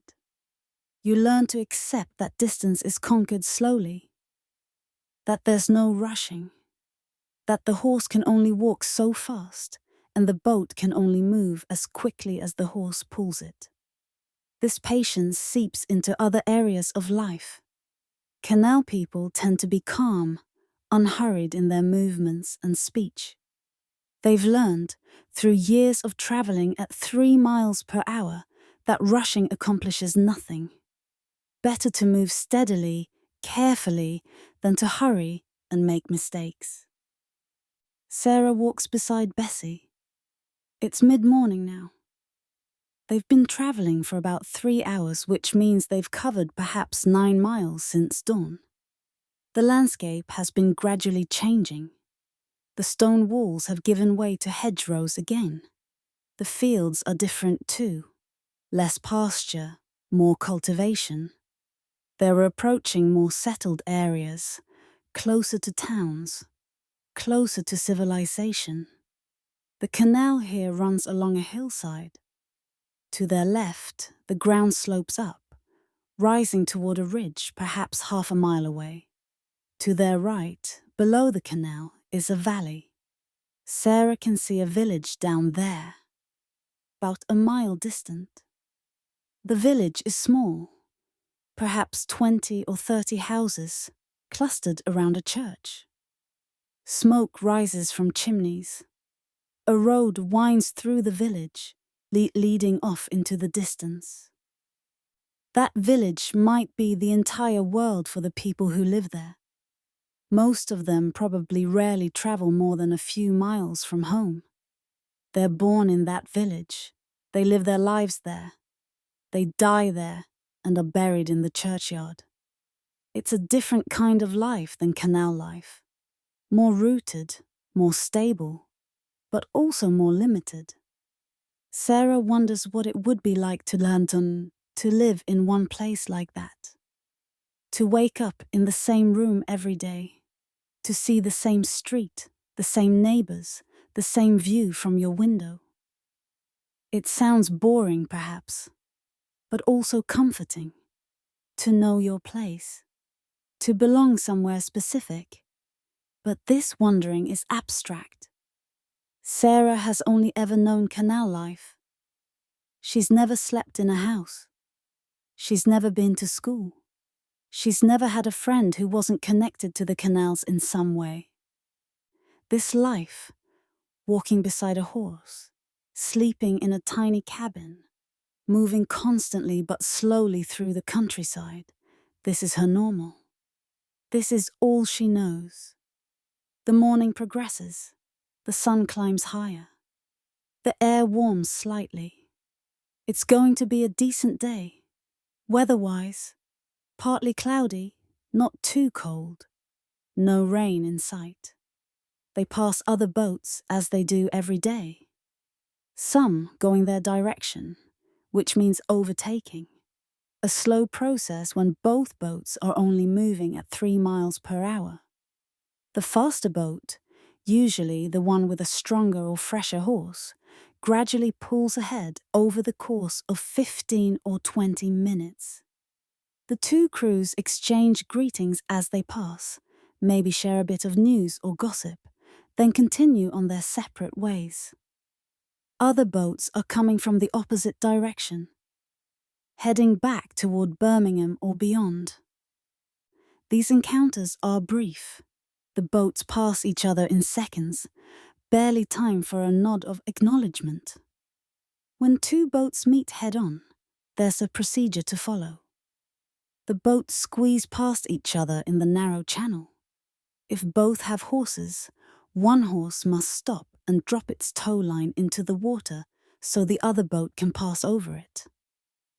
It's a minor inconvenience, but it's managed smoothly through long practice.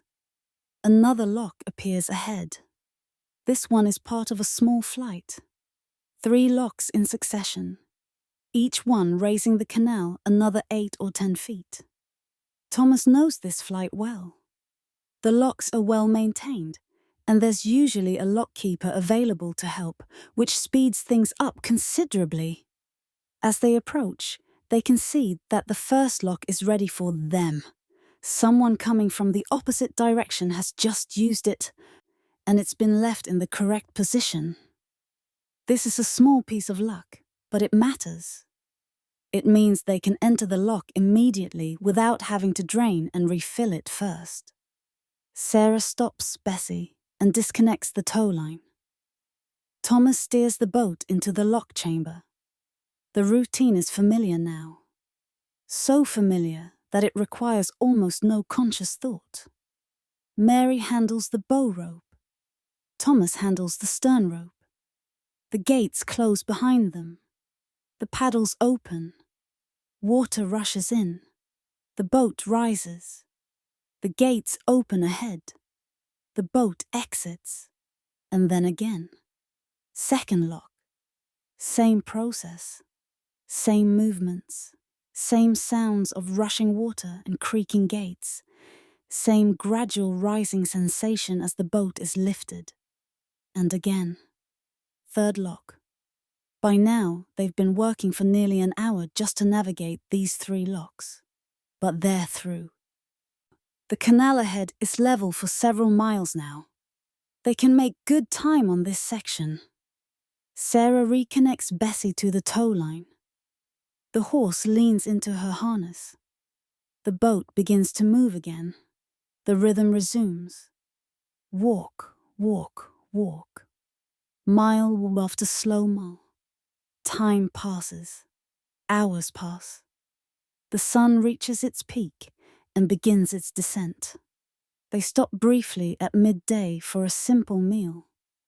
Bread and cheese again, eaten while standing or walking. No real break in the journey. The canal continues to lead them through the countryside. They pass through more varied terrain now, through a small wood where trees overhang the canal, their branches nearly touching the water. The shade is welcome, and the filtered green light is beautiful, almost magical. Then, out of the woods into open country again. They pass a quarry, where men are cutting limestone from a hillside. The men pause in their work to watch the boat pass. One and raises a hand in greeting. Thomas waves back. Two different kinds of work. Cutting stone, moving cargo, but both honest labor, both necessary for the country's economy. The quarry's output will be loaded onto canal boats and transported to wherever limestone is needed. For building, for making mortar, for agricultural use. Everything moves by canal. Everything depends on the slow, steady traffic of narrowboats like theirs. The afternoon wears on. Sarah's legs are tired from walking, but she keeps going. Bessie's head is lower than it was this morning, but she keeps pulling. Thomas's shoulders ache from holding the tiller all day, but he maintains his position. Everyone is tired, but everyone continues. This is just what you do. Another lock, then another, each one taking time, requiring effort. The work is hard, but it's also routine. You know exactly what to do at each stage. Your body knows the movements. Your hands know which ropes to pull, which gates to push. By late afternoon, they're approaching the outskirts of Stourport.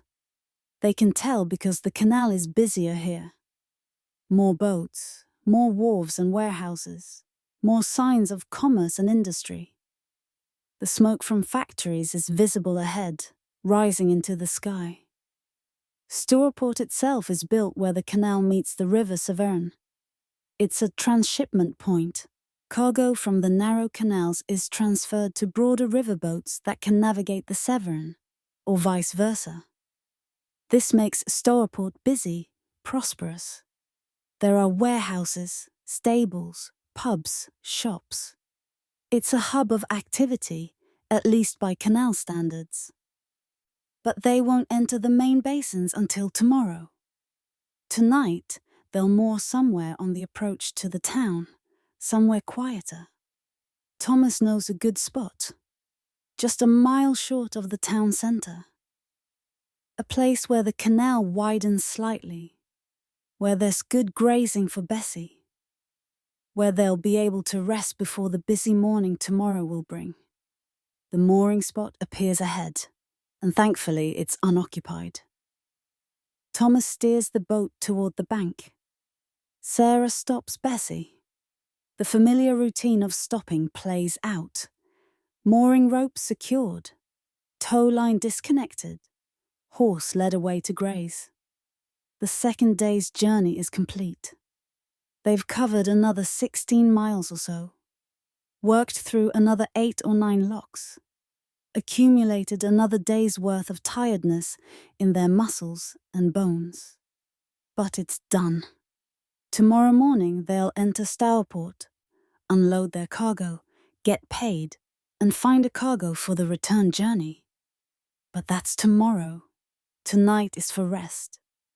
The evening routine unfolds as it did last night, and will again tomorrow night and the night after that.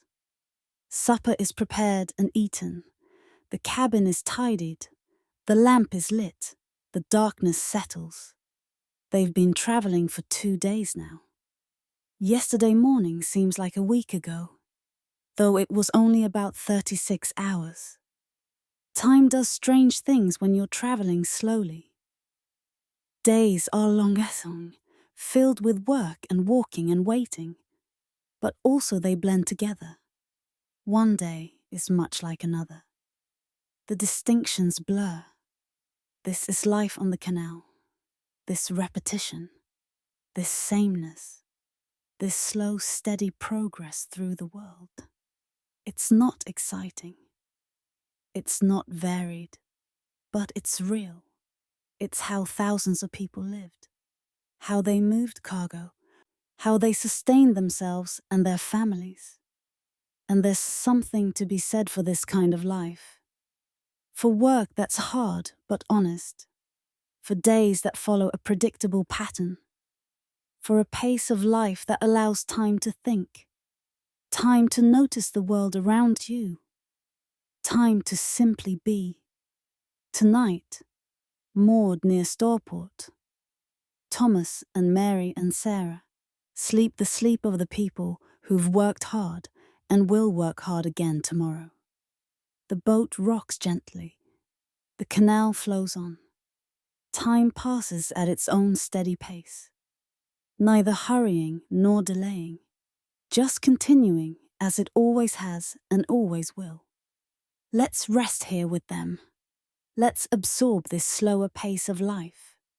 Let's remember that not everything needs to be fast, that not every journey needs to be completed quickly. Sometimes the value is in the journey itself, in the walking, in the working, in the simple continuation of effort over time. Rest now. Breathe slowly. Let the imagined rocking of the boat lull you towards sleep.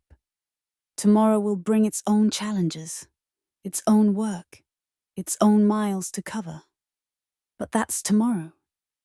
Tonight, there's only rest. Morning of the third day. The final morning of this particular journey.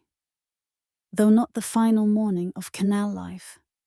There will be hundreds more mornings like this, thousands perhaps, before Thomas and Mary grow too old for this work, before Sarah grows up and makes her own choices about her life.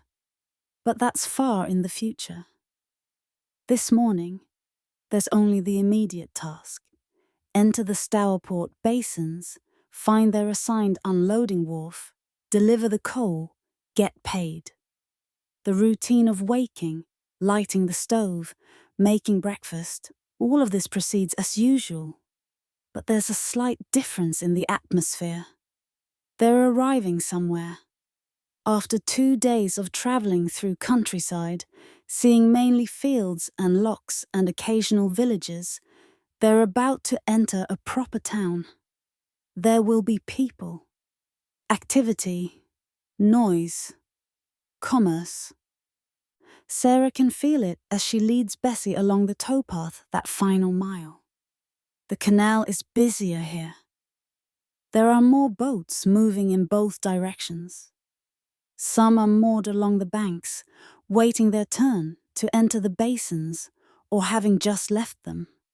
There are people walking the towpaths, not just boat people but townsfolk, using the paths as shortcuts or just out for morning walks. The basins themselves become visible ahead. These are not natural features but engineered creations.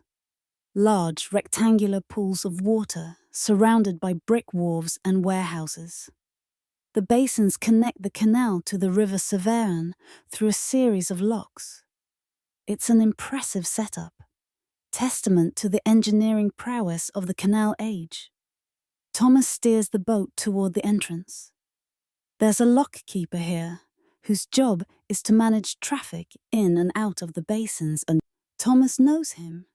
His name is George, and they've interacted dozens of times over the years. "Morning, Thomas," George calls out. "Got coal?" "Aye, 30 tons for Shaw's warehouse." George consults a board where arrival times and destinations are chalked. "Shaw's is expecting you. Basin 2, Wharf 4, they're ready to unload." Thomas nods his thanks. This is good news. Shaw's warehouse is ready for them, which means the unloading can begin immediately. No waiting around, no wasted time. They work through the entrance lock, one final lock, bringing them down to the level of the basins. Then they're in. The basins are busy, as always. There are perhaps 15 or 20 boats visible, in various stages of loading or unloading. There are cranes, large wooden structures with pulleys and ropes, used for lifting especially heavy cargo. There are men everywhere, working, shouting, moving cargo, conducting business. Thomas navigates carefully through the basin. This requires more skill than open canal travel. There are other boats to avoid, obstacles to steer around, limited room to maneuver. But he's done this many times. He knows how his boat handles, knows how much room he needs, knows when to push and when to wait. Basin 2, Wharf 4. There it is.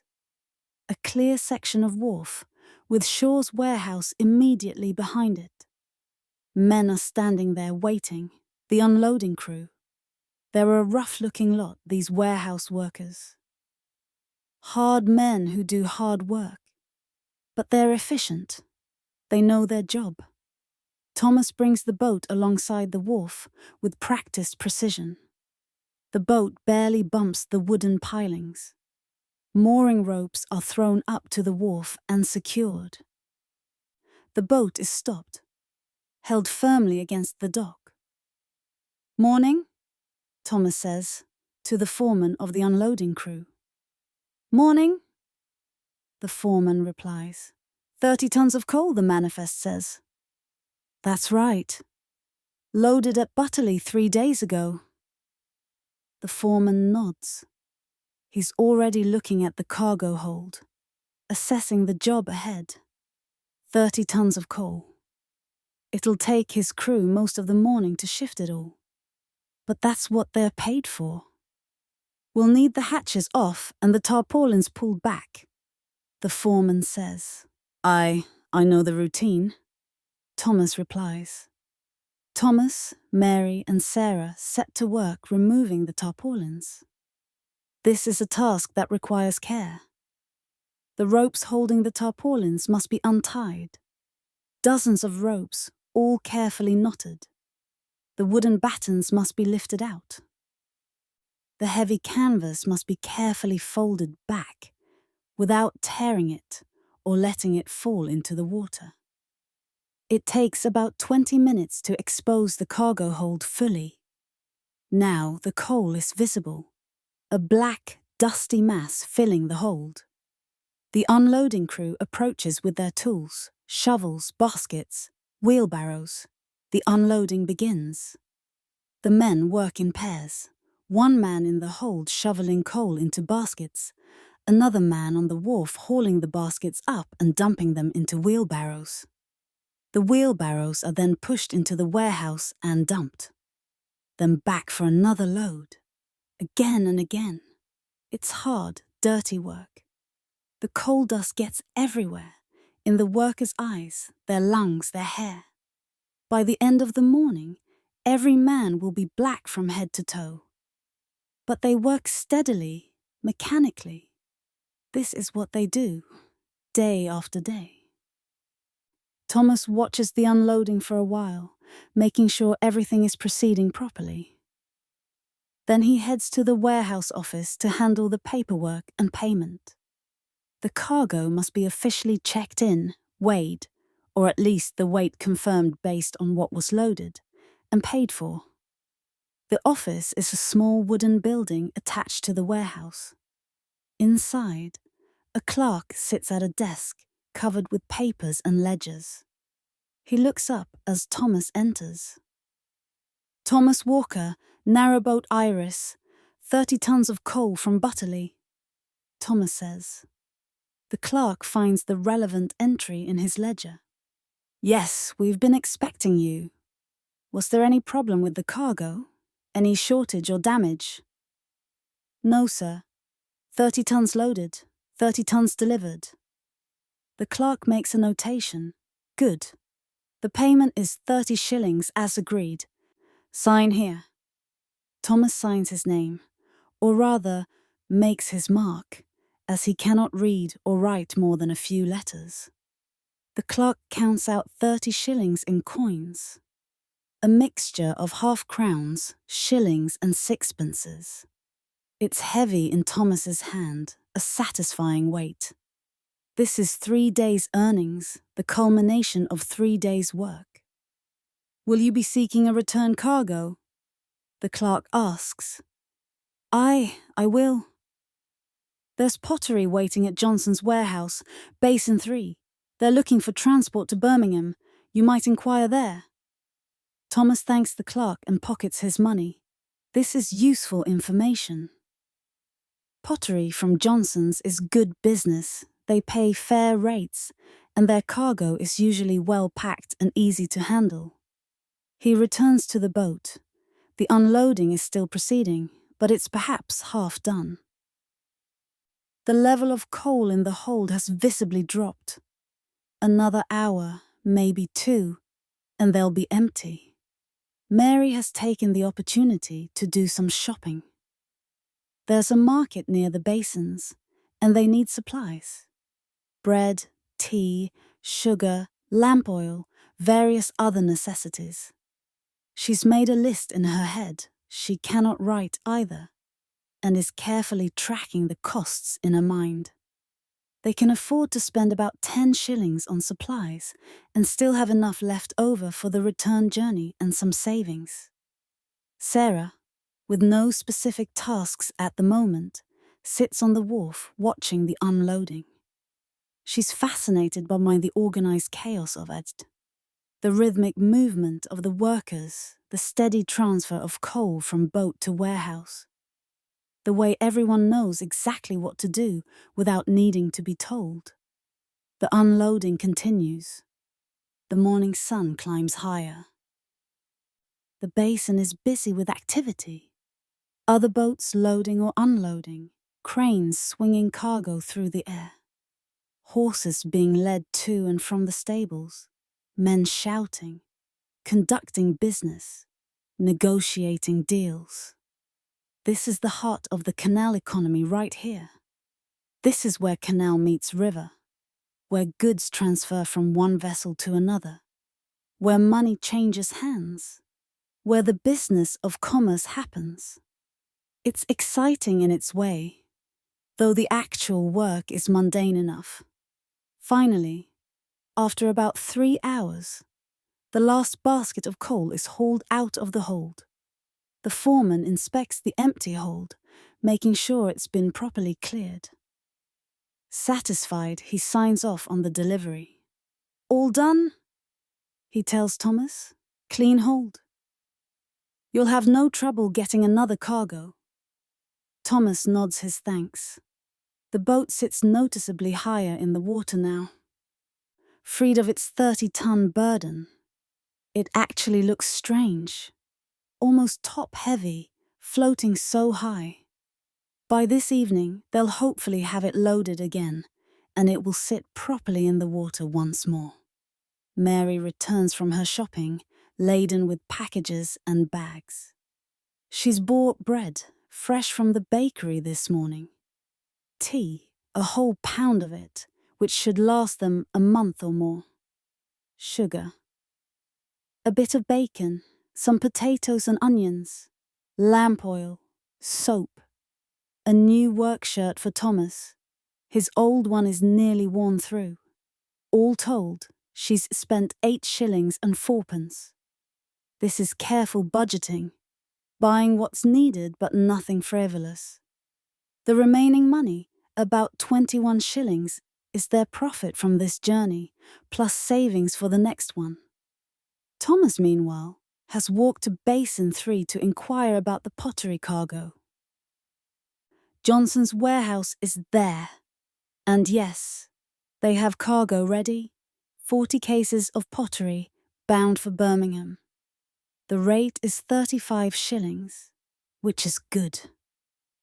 Better than the coal paid, actually, because pottery is more delicate and requires more careful handling.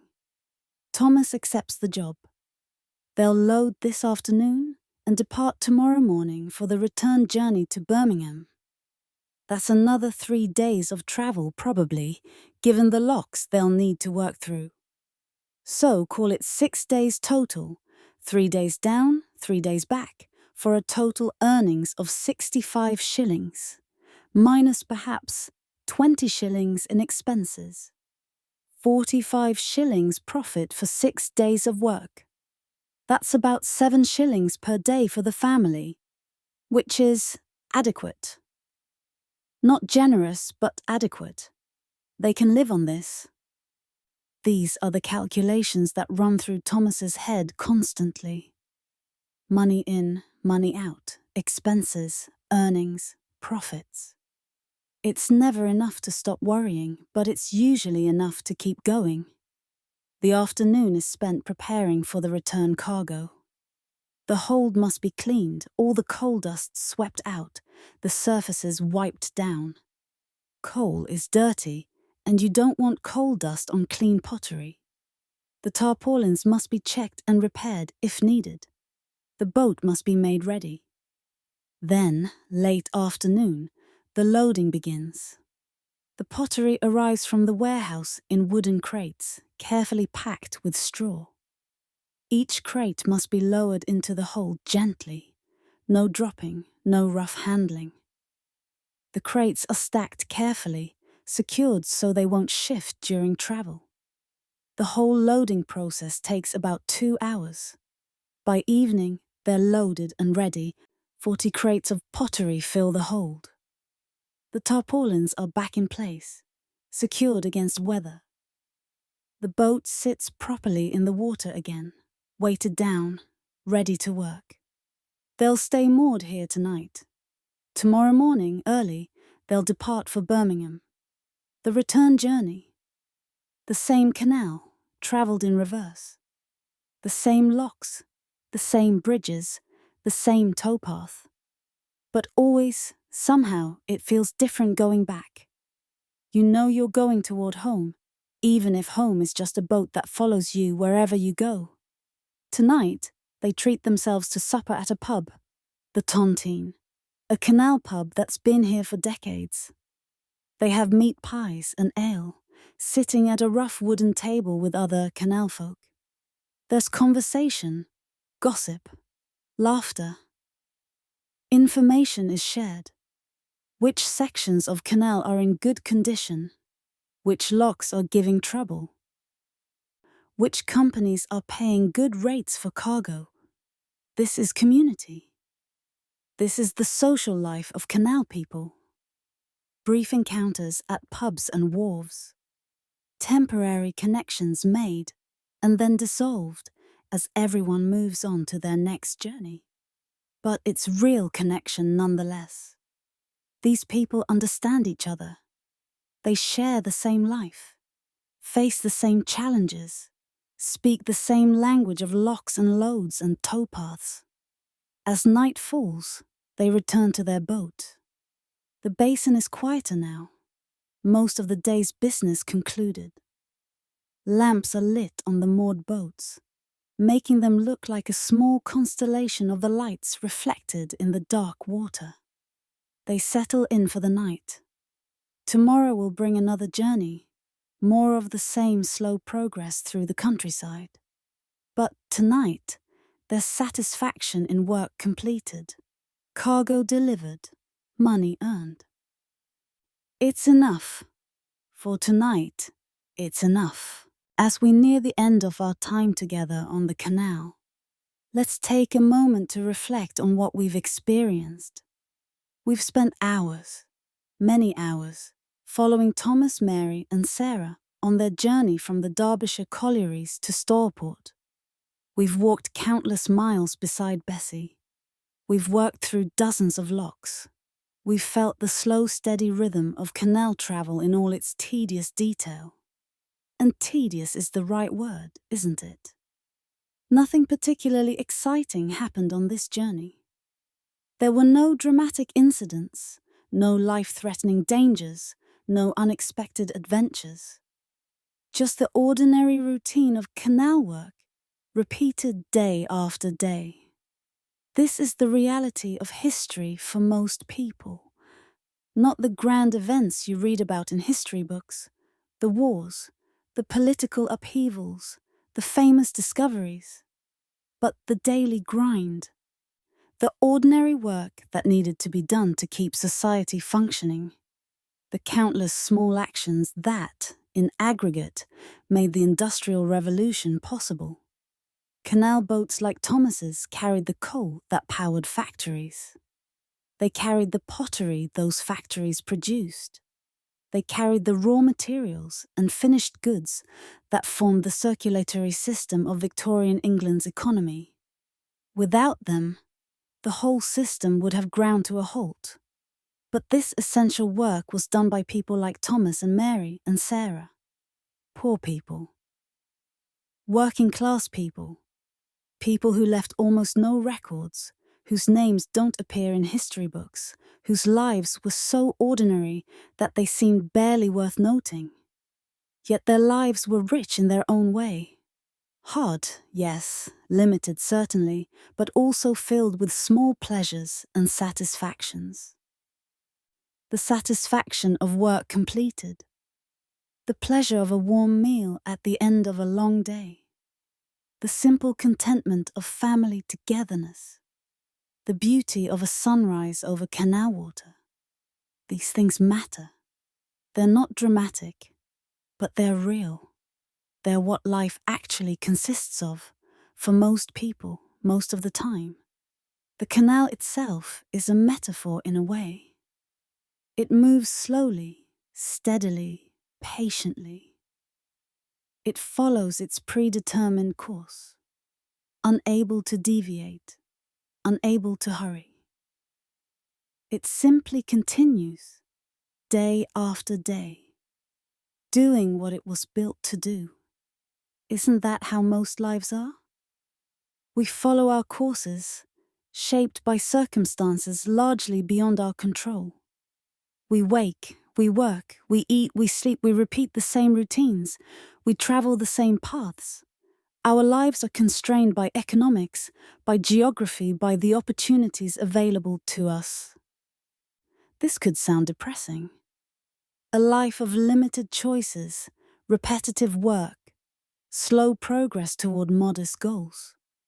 By modern standards of individual fulfillment and self-actualization, it might seem like no life at all. But Thomas and Mary don't seem particularly unhappy. They accept their life because it's the life they have. They find meaning in their work, pleasure in small things, dignity in doing their job well. They have each other, they have Sarah, they have the boat, which is more than many people have. Is that enough? Can that be enough? These are questions without universal answers. For some people, yes, it would be enough. For others, no. It would feel like imprisonment. We can't judge from our modern perspective, with all our options and opportunities, what it felt like to live that life in that time. What we can do is acknowledge it, recognize it, understand that this is how millions of people lived, that this slow, hard, repetitive life was normal for them, that they made it work because they had to, but also because they found ways to make it bearable, even satisfying at times. The canals themselves still exist, many of them. You can visit them today. You can even hire a narrowboat and travel these same routes, work through these same locks, morgue at these same spots. But you'd be doing it for recreation, for a holiday, for a temporary escape from modern life. You'd know that in a week, you'd return to your real life, your comfortable home, your various modern conveniences, your high-speed everything. The people we've been traveling with didn't have that option. This wasn't a holiday for them. This was their life, every day, year after year.